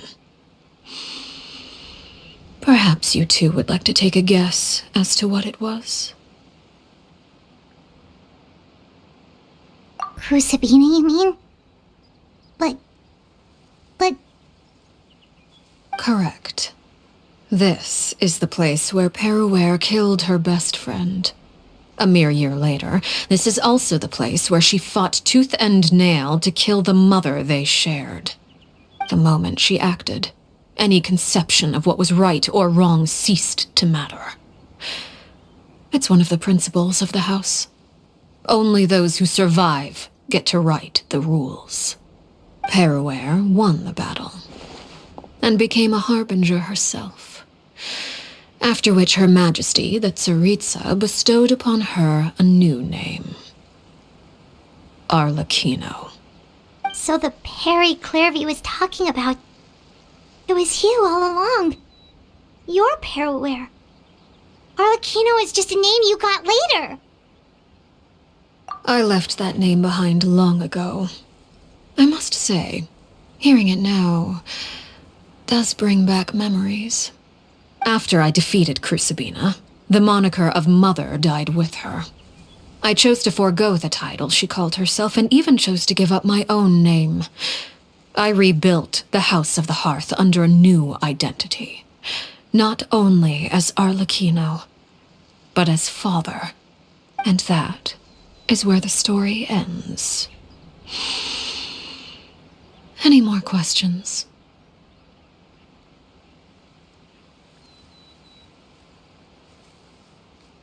Yeah. Based on what you just told us, Clairvy wasn't a little kid when she was killed. So the Clairvy we met... Was she really a spirit at all? I suppose you could call her an illusion born of flame. Her existence is like ashes to a fire. Something left over in the wake of blaze and ruin. You see, a certain power runs through my veins. It's not unlike a curse. My flames leave behind shadows of anything they consume. Of course, the chances of those shadows morphing into a sentient entity are exceedingly slim. Clairvy is a very special case. Clairvy died when she was 16 years old, but what emerged from the flames was her 6-year-old self. Her appearance wasn't the only thing affected. Most of her memories were lost to the blaze as well. Memory is a mysterious thing indeed. Losing a portion of your memories will alter your sense of self. Lose 10 years' worth, however, and it would be like living in the past. Like returning to a version of yourself that never grew up. No wonder Paimon got such a weird feeling when we were talking to her. Perhaps I should put it this way. Clairvy is someone trapped in time. It may seem like she exists with us in the present, but she truly lives in the confines of her own past. So if all of that is true, then you must have known about Clairvy for a long time. Indeed. She's a rather volatile and unstable entity. Sometimes she would look after the children. She's even saved some of their lives. But other times, she would hide from me and become obsessed with revealing the truth about the house to anyone who will listen. Shadows don't have the capacity to learn or grow. Any new information they encounter is quickly forgotten over time. Your attempts to expose Clairvy to sunlight, they failed, yes? The reason is actually quite simple. In Clairvy's mind, the house is impossible to escape, and it is this very perception that traps her there. But no matter. All I have to do is kill her again, and all will be resolved. I don't anticipate so much as a single speck of ash will be left behind this time. Wait! Paimon can understand why you might want her gone, but isn't there another way? So what if she's trapped in her 6-year-old self? She's still your friend! At least talk to her first! It's too late for that. She broke the rules, and now she must be punished. That goes for Filial and Nantoy as well. She's had quite the effect on them. I hope you understand the difference between Crucibina and myself lies in our formulation of the rules, not our policy for enforcing them. Upholding the rules without question is a trait we both share, because that is how a household should be run.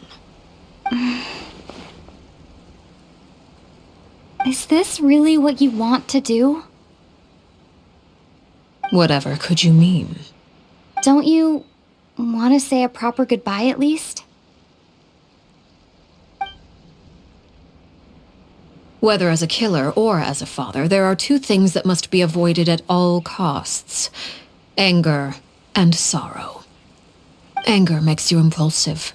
Sorrow causes you to waver. Well, it appears it's about time to proceed. Before we arrived, I told some of my well-behaved children to bring our troublemakers here by nightfall. I do believe I've kept my end of the deal. I gave your friends quite a bit more time. As for what happens now, we'll just have to wait and see.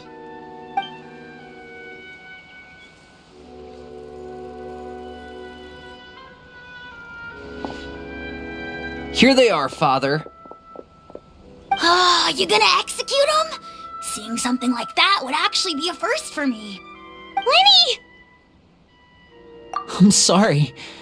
I heard about how you helped buy us more time. But I still failed. I couldn't find a way to fulfill her wish. Huh? Are you... Perry? Indeed, it's been a while, Clairvy. Perry! Shh. Stay right there.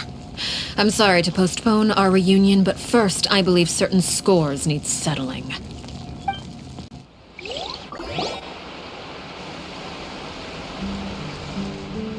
Father, let me explain. Out of my way. Father! You chose to conceal a threat to the house, and for that, you must be punished. Overall, however, I suppose your wrongdoing is hardly the most egregious of the bunch, so I'll deal with your punishments later. As for right now, the more pressing concerns are the traitors among us. By traitors? Do you mean us? Father, let me explain. We didn't mean to... Fultz, why don't you share what you heard? Yes, Father. Secret Midnight Meeting number 3. Participants, Filial, Nantoy, Sato, Tadi. Nantoy clearly said, if only Father wasn't the one who took us in. Sato added, I'm sick of this life. I just want to live as a normal person. Filial was the worst of them all. She called us crazies and said a bunch of mean things about Father. I did not! You're lying! Fultz is trying to frame us! It's not like I'm the only one who heard those things. After that, you and Toddy and a bunch of other people started talking about Clairvy. You were using all those things Clairvy brought up as an excuse to question Father. We're birds locked in a cage. The only way out is to destroy it. That's what you said, wasn't it? You little... You just want me gone, don't you? What did I ever do to you, huh? And you, Sheplo, have you forgotten who stood by your sickbed, watched over you, and changed your dressings? Come on, let's hear it then. What's your reason for all this?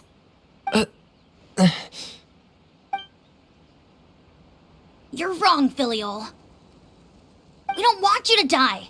You're our family. Liar. You wouldn't be doing this if that were the case. So why? Why have you backed us into a corner?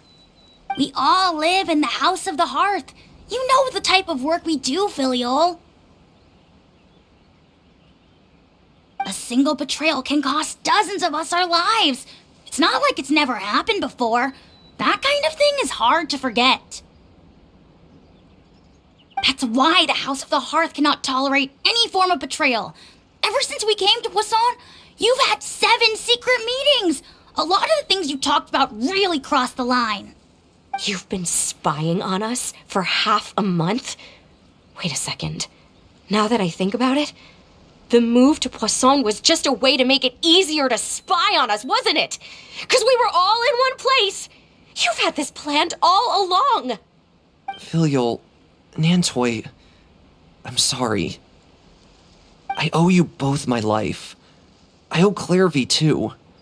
If it weren't for all your help after I got poisoned, I wouldn't be standing here today. If this were any other situation, I would do anything to repay that kindness, even if it cost me my life. But rules are rules. I'm sorry. My hands are tied. Why? Why? That's enough, Filial. We made a mistake, and we should own up to it. We broke the rules, plain and simple. And now we have to face the consequences. I'm sorry, Chapleau. Fultz. I'm sorry, Father. We accept our punishment. Chapleau, according to the rules of the House of the Hearth, how should these traitors be punished? All those who betray the house pay with their lives. And so it shall be.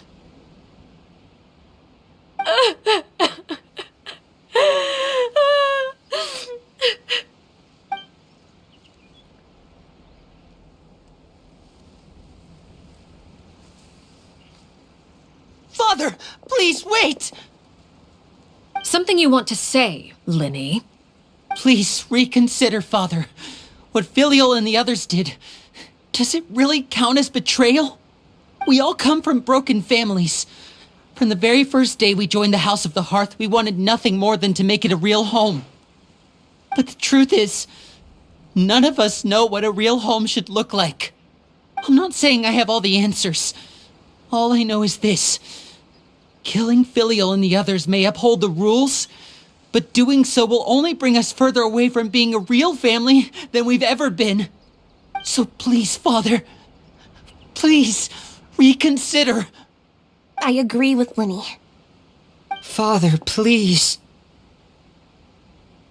Linny, you...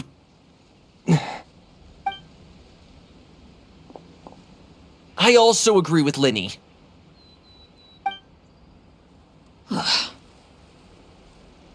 An order once given cannot be rescinded. However, given the extent of your determination, I suppose we shall have to go about this a different way. Draw your weapons and face me. Our weapons? Father, are you referring to a duel? Precisely. The rules of the house will not be altered. Traitors must be punished. However, resolving disputes with a duel is also one of our rules, one that also applies to me. Demonstrate a sufficient showing of strength, and I shall offer a concession. Wait. Beat Father in a duel? Impossible. Father is way too strong, even for Lenny.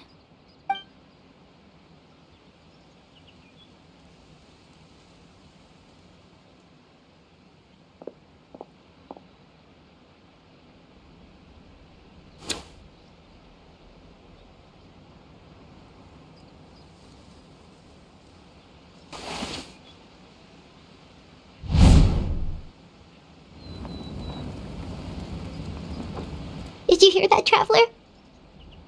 Lenny and the others have to duel the knave. What should we do? Can they really win something like that? If they lose, those people from the house are really gonna be executed. Hey, are you listening?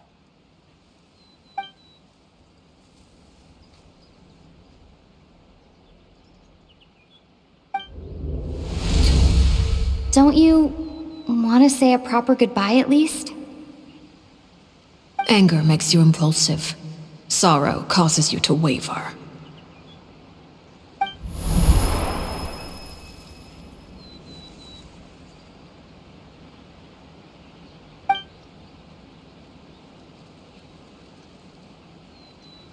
Oh, looking at that expression on her face, she seems really serious about this. Guess that means there's no chance she's throwing the duel on purpose, huh?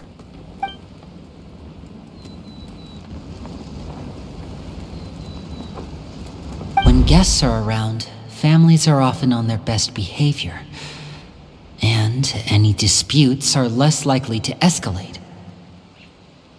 When the time comes, make the choice that you deem most appropriate in the situation, and lend your help to the House of the Hearth.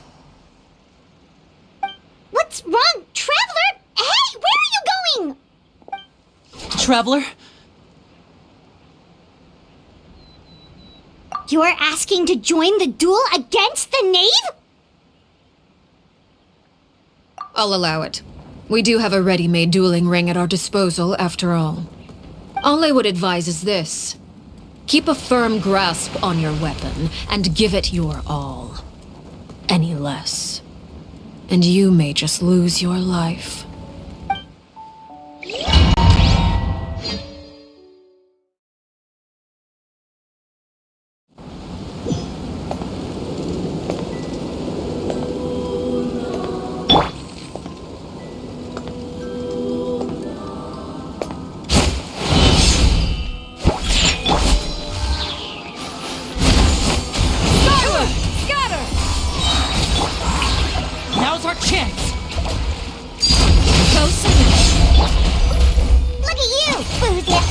With these rising flames! Let the world come Is it my turn now?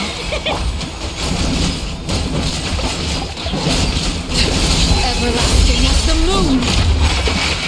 Over here! Now that's not my turn. Is it my turn now? Think you can bully me? Spare your energy. Running is of little use. With the fall of darkness, destruction shall rise. Try to pace yourself. Have a taste of courage. Yeah, skyward! This one is no weakling.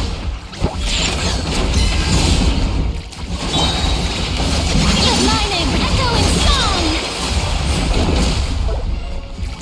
And voila!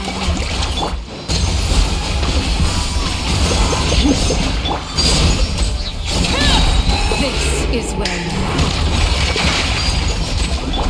seize the skies! The countdown has begun. Like a fly tangled in a web. Father's even stronger than I expected. Spare your energy. Running is of little use. Not bad. You've proven to be a worthy opponent after all.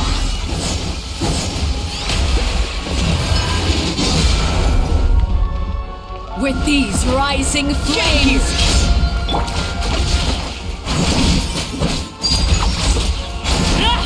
your energy. Running is of little use.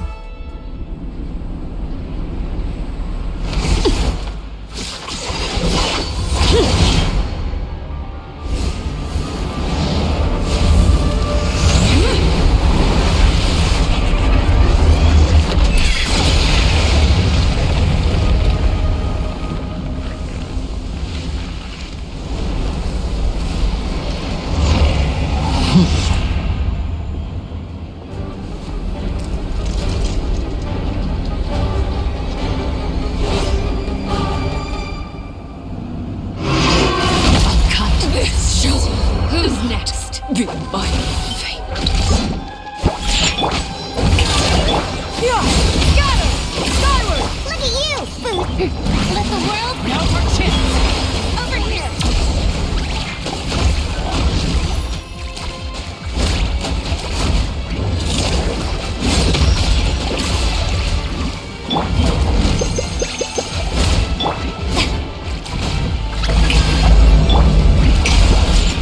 Watch out for Father's movements! Look out! Your punishment made manifest. One shall not back down! Make way! Transfixed!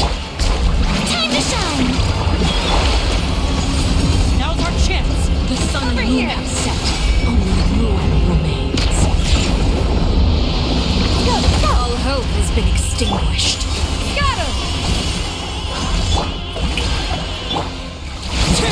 The hearth! Watch out for Father's movements! Look out!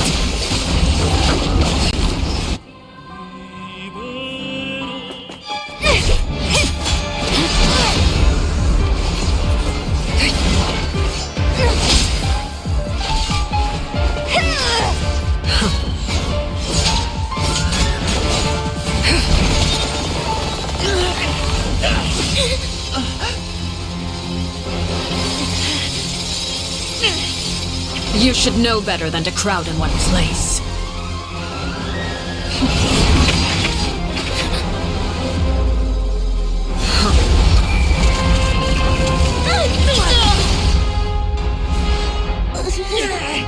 Oh, I know.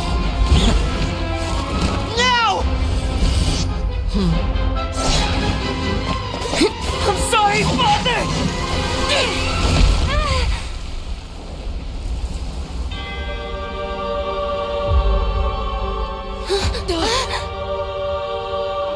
Sorry for what? This pitiful excuse for an attack.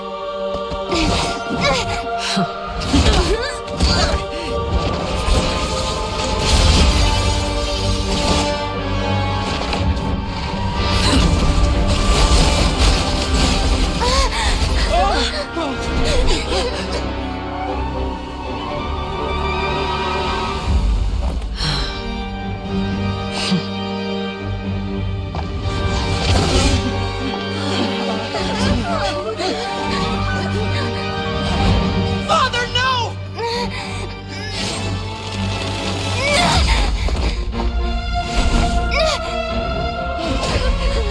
Made it out, did you? You're stronger than I expected.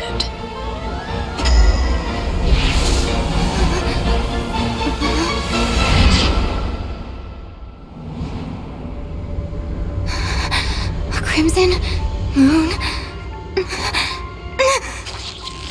I can't move.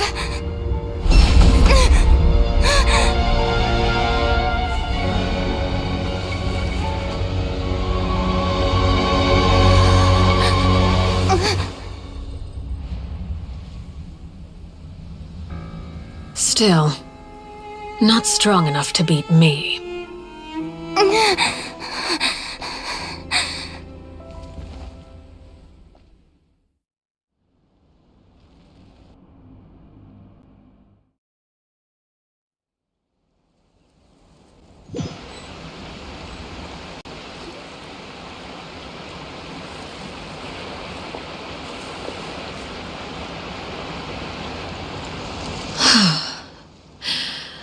I believe we can end things here.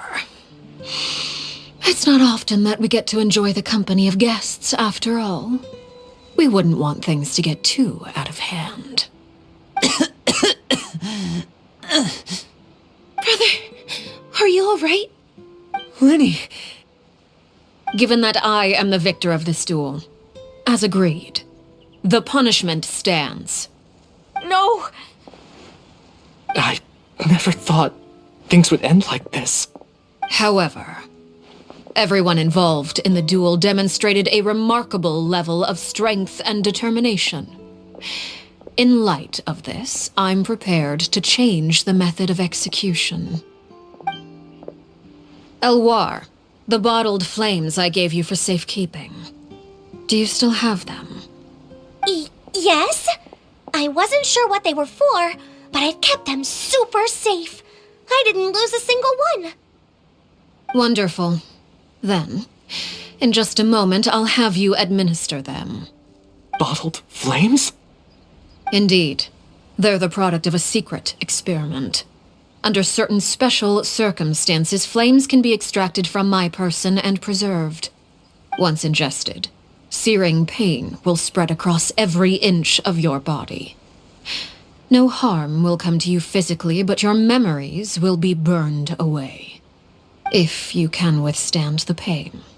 When you awake, you'll have forgotten everything you know about the House of the Hearth, and will be expelled from the organization. In other words, administering this concoction will kill the version of you that grew up in the house, and give you a new identity.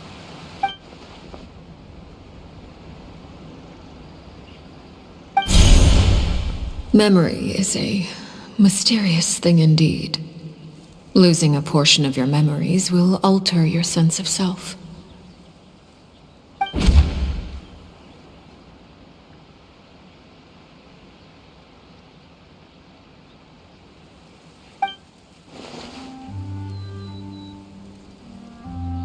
So, you're just letting us go, Father? You misunderstand. Memories are extremely important. Once consumed by flame, the version of you standing before me will die, and our secrets will die with you. So no, I don't intend to just let you go, because the person who survives will be nothing but a stranger. Even so, I won't have to live in fear anymore. I'm sorry, Father. I'm sorry I let you down. But I really... Don't cry, Filial. You haven't left the house yet, so there are still rules to be followed, yes? Remember what I taught you. Anger makes you impulsive, sorrow causes you to waver. Don't let yourself be controlled by your emotions. Of course. I'll remember. Dry your tears, and go pursue the life you really want. Yes, Father. Chaplot, Foltz, Elwar, take them back to Poisson. And bring Lenny and the others as well. I prepared 3 extra vials of bottled flames. As for whether to take them, the choice is yours. Goodbye, children. The next time we meet, I will no longer be your father. Thank you for all you've done for the house. I hope you have bright futures ahead of you.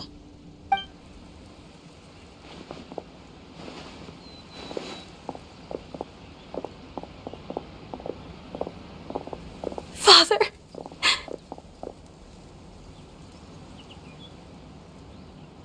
Let's go.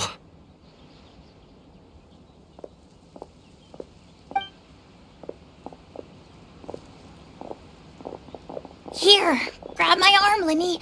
I'll help you walk back. Thank you.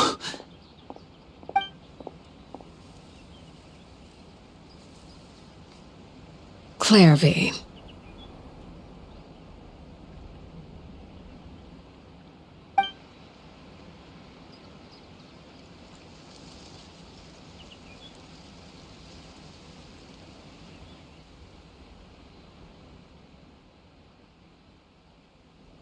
Can we talk now? I've been waiting for a super long time. You really are Perry, aren't you? I haven't seen you in so long. How come you're all grown up? Wait, did I somehow travel to the future on accident? Or am I dreaming? What a long dream. Neither. You died, Clairvy. That's what happened. You could have at least sugarcoated it a little. Look, she's so speechless.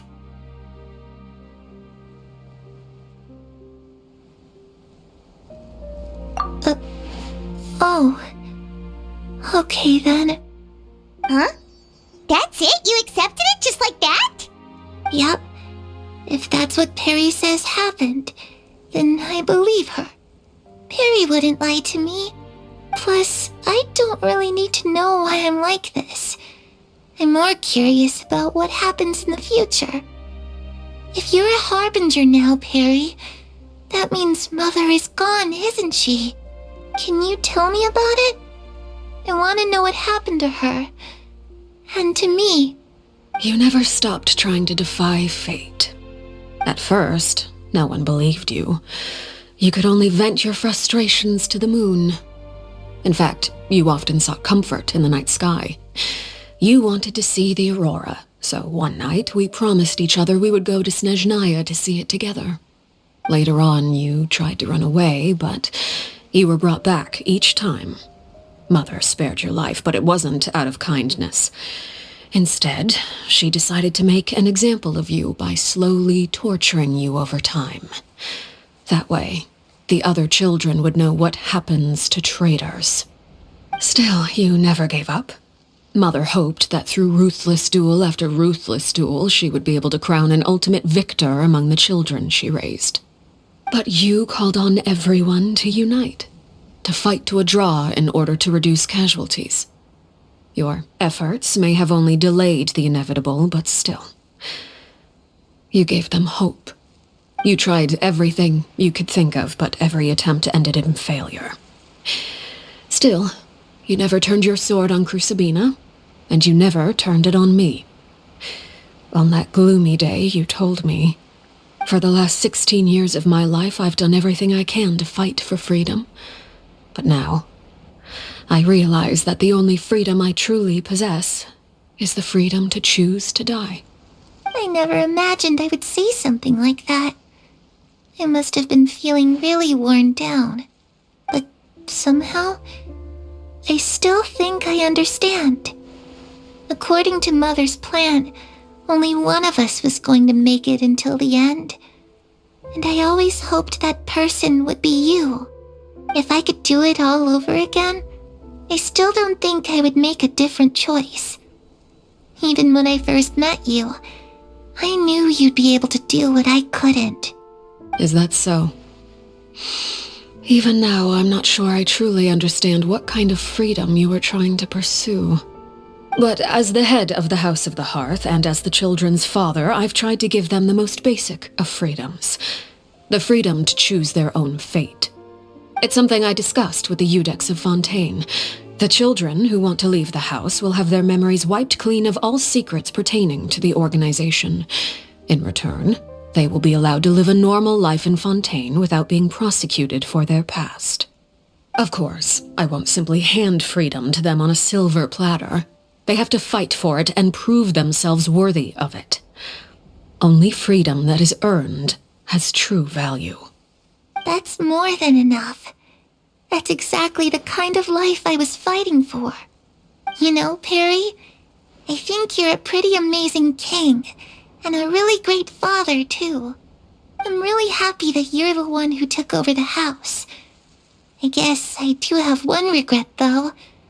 I still haven't seen the outside world. Well, it just so happens that our dear guests over here have been to many nations and traveled to countless places. Perhaps they would be willing to tell you what the outside world is like.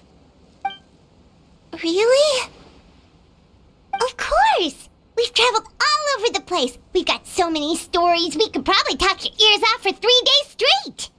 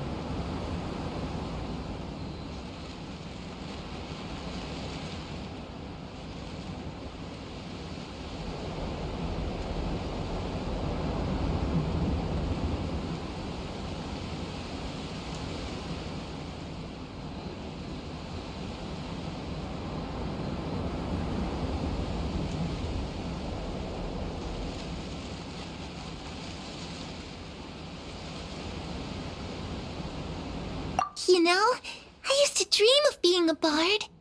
Playing the lute while singing into the winds of freedom. Even if there was no one there to listen, I would have continued to sing no matter what. Ah, that's where Mora comes from. I never knew that before. If I had some Mora, I would buy 3 new dresses. One for me, one for Perry, and one for Mother. It's just too bad Perry doesn't like wearing dresses. And Mother, well, she probably wouldn't accept something like that either. I guess I'd just have to keep them all for me then. I could wear a different one every day.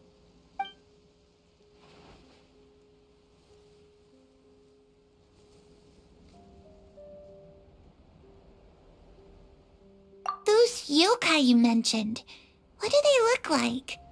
I once saw a drawing of this one guy with horns on his head and a super scary face. Are there any yokai like that? Oh, sounds like you're talking about an Oni. Yep, we've met one, and let Paimon tell you, they're not nearly as scary as they look.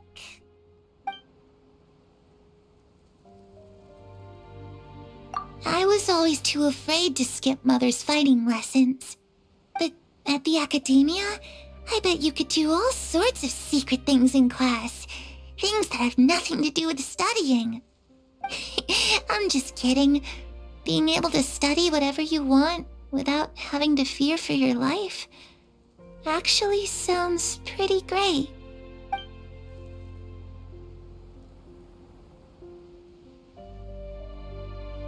The situation was super dangerous. Lenny and Lynette were accused of committing a crime, and they were going to have to stand trial at the Opera Epicles. Oh no, that must have been hard for all of you. What happened next? Don't worry, we were able to turn the situation around super quickly. All thanks to Detective Paimon, of course. How'd you do that? Come on, tell me. Okay, so it was like this. After the failed magic show, we rushed to the scene and...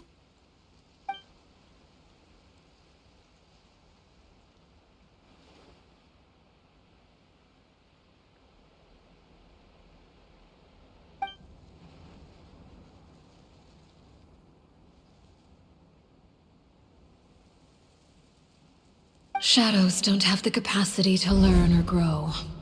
Any new information they encounter is quickly forgotten over time.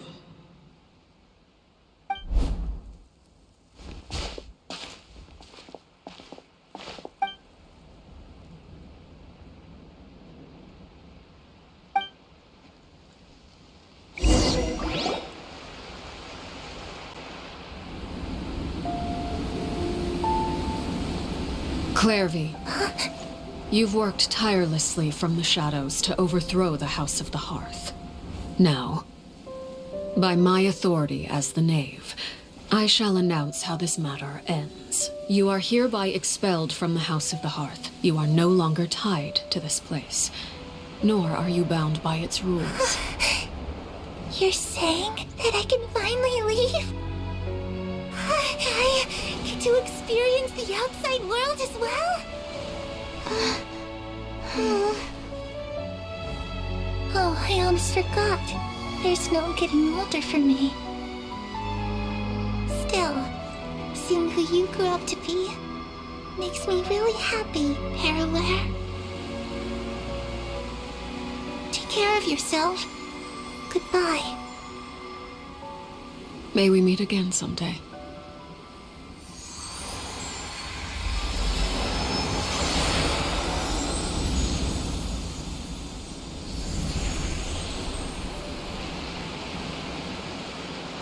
Clairvy. She left so soon. Paimon didn't even get to finish her story. I also have certain sentiments left unsaid. I wanted to tell her that the aurora I saw in Snezhnaya was just as beautiful as the ones in the pictures. But a shadow's memories reset at dawn. Had we delayed any longer, we wouldn't have had the time to say goodbye. Whatever regrets may linger, let them be lost to the coming of a new day. Father? It's Linny! Hey, Linny!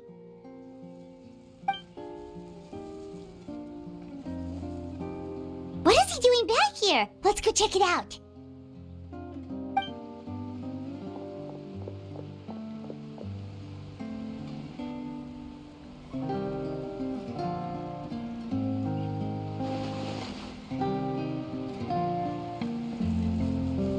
Father, the bottled flames have been administered.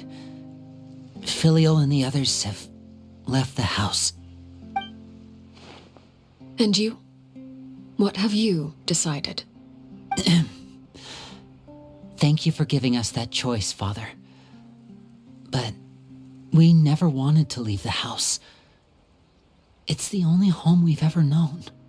Lynette and Fremine feel the same way. They're recuperating back at the Hotel Bouffe d'été. But I decided to come back and tell you where we stood. I'm sure you're well aware of the expectations I have for you. I want you to follow in my footsteps and become the next king of the house. Yet you seem to have different ideas. I must admit, I'm rather surprised by your decision to stay. There's nothing wrong with choosing to live a quiet life. Leading this organization is a heavy responsibility, one not so easily carried by someone forced onto the throne. I just never understood what you saw in me. What made you believe I was deserving of that throne? You're brave, talented, and, most importantly, you cherish your family. You would do anything to protect them, even if it costs you your life.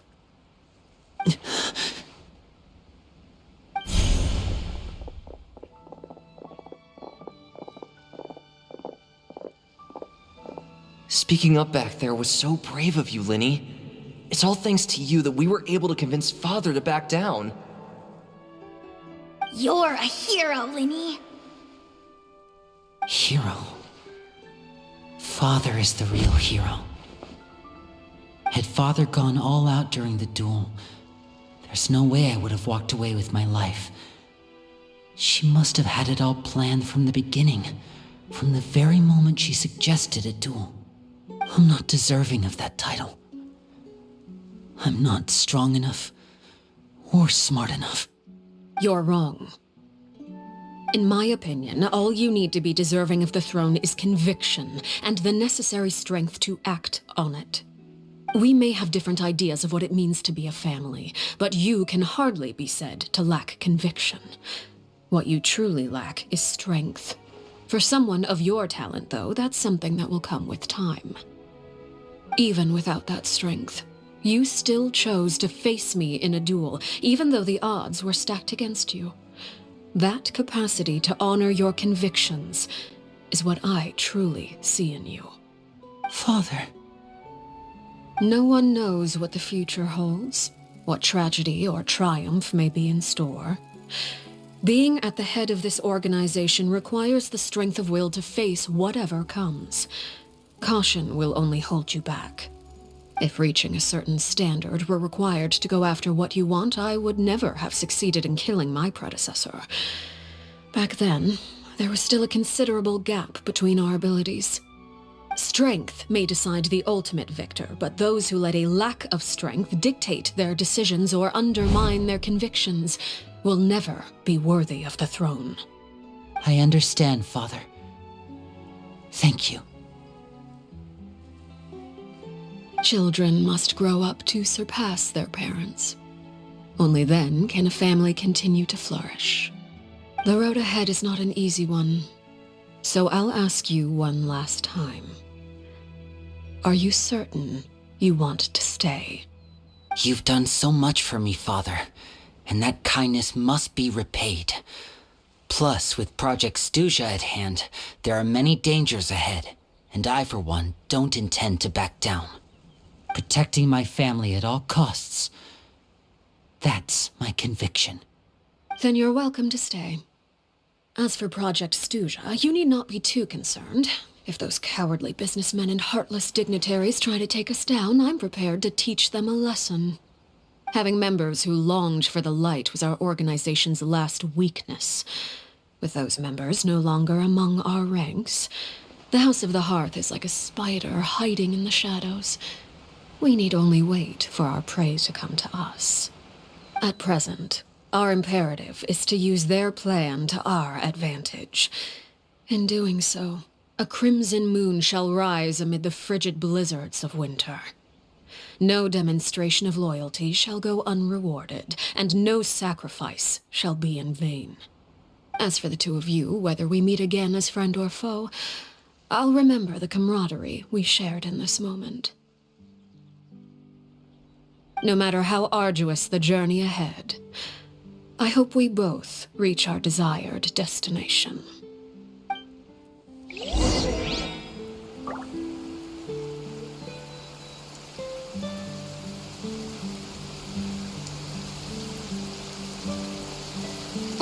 It's pouring out here! Oh wait, the water levels aren't rising, are they?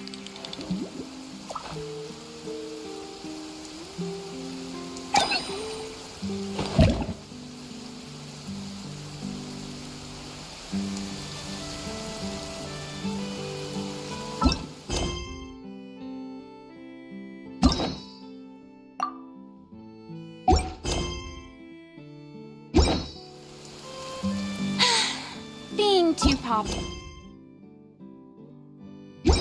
can be such a hassle. Who knew? The people with...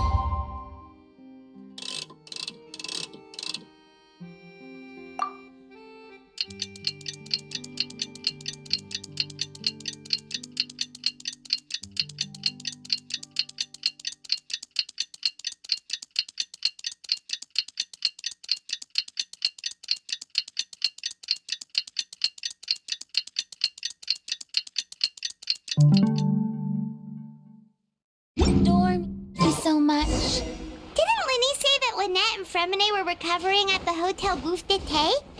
Oh, Paimon wonders how they're doing. Maybe we should go check on them.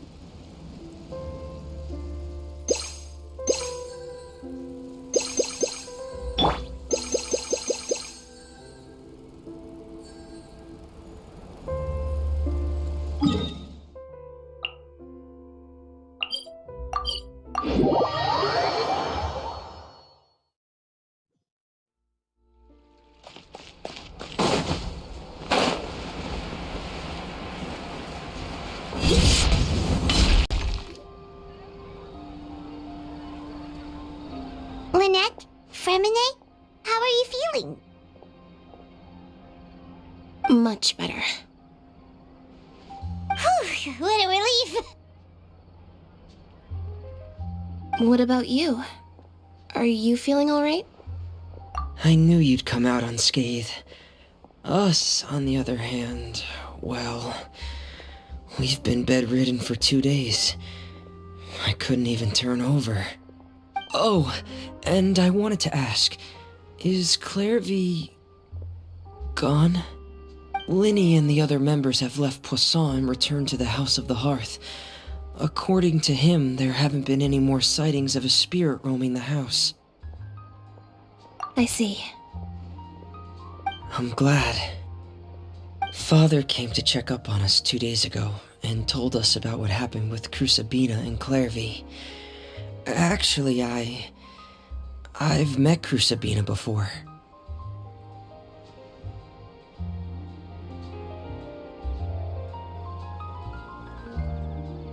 Wait, what? You've met the former knave? Crucibina died a year after Clairvy. It was during the year between their deaths that I joined the House of the Hearth. Crucibina had an extremely cruel and radical way of doing things. While she was alive, the atmosphere in the house was suffocating. When I joined, though, the experiment she valued so much had already come to an end, and all the people involved dead and injured alike, were gone. Crucibina never talked about the past with us newcomers. A couple of months after I joined, Father killed Crucibina and burned all her files. With that, the names of all the people subjected to her experiments, Clairvy included, were lost to the flames, along with the painful memories they represented. Father took in Lenny and me a couple months after that, but she never mentioned anything about Crucibina or Clairvy. It really seems like something she was planning to keep to herself. The last time you talked to her, did she mention why she kept it a secret for so long? She said she didn't want us to be affected by the darkness of the past. She was worried we'd develop a false sense of gratitude towards her if we knew about it. The foundation of a family should be free of any corrupting influence. Whatever happened in the past, it has nothing to do with who we are now. And that's what Father told us in the end. But I still thanked her for everything. It was only after hearing about what Crucibina did that I finally realized how insignificant our lives could have been. The members of the house meant nothing to her. To say that she valued them in any way, even just as a tool, would probably be giving her too much credit. If Father hadn't taken over the House of the Hearth, I probably would have already... Father rarely brings up the fact that she saved us. She doesn't believe that being indebted to her should be what ties us together. But even if we didn't owe her anything, we would still choose to stay. Because this is our home. We may have arguments or times when we feel wronged. Some people may even choose to leave. But as long as Father is here, we will always have a home. Whether the path before us is bathed in sunlight or shrouded in shadow, we'll follow Father wherever she chooses to go. So I wanted to say thank you for helping us make it through this crisis. Without your help, we could have lost a lot more along the way. Oh, we didn't do anything, really. Of course. You're welcome anytime. Are Filio and Nantoy okay? I actually saw them at a cafe this morning. They didn't recognize me. From what I could tell, they were drinking coffee and talking about one of the operas that started running recently. They seemed happy. If I had to take a guess, I would say they finally found the kind of life they always wished for.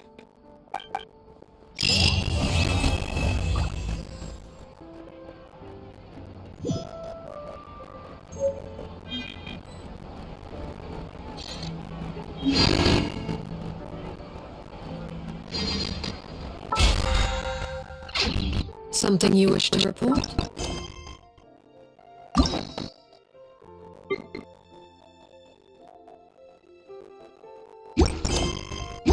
Go on.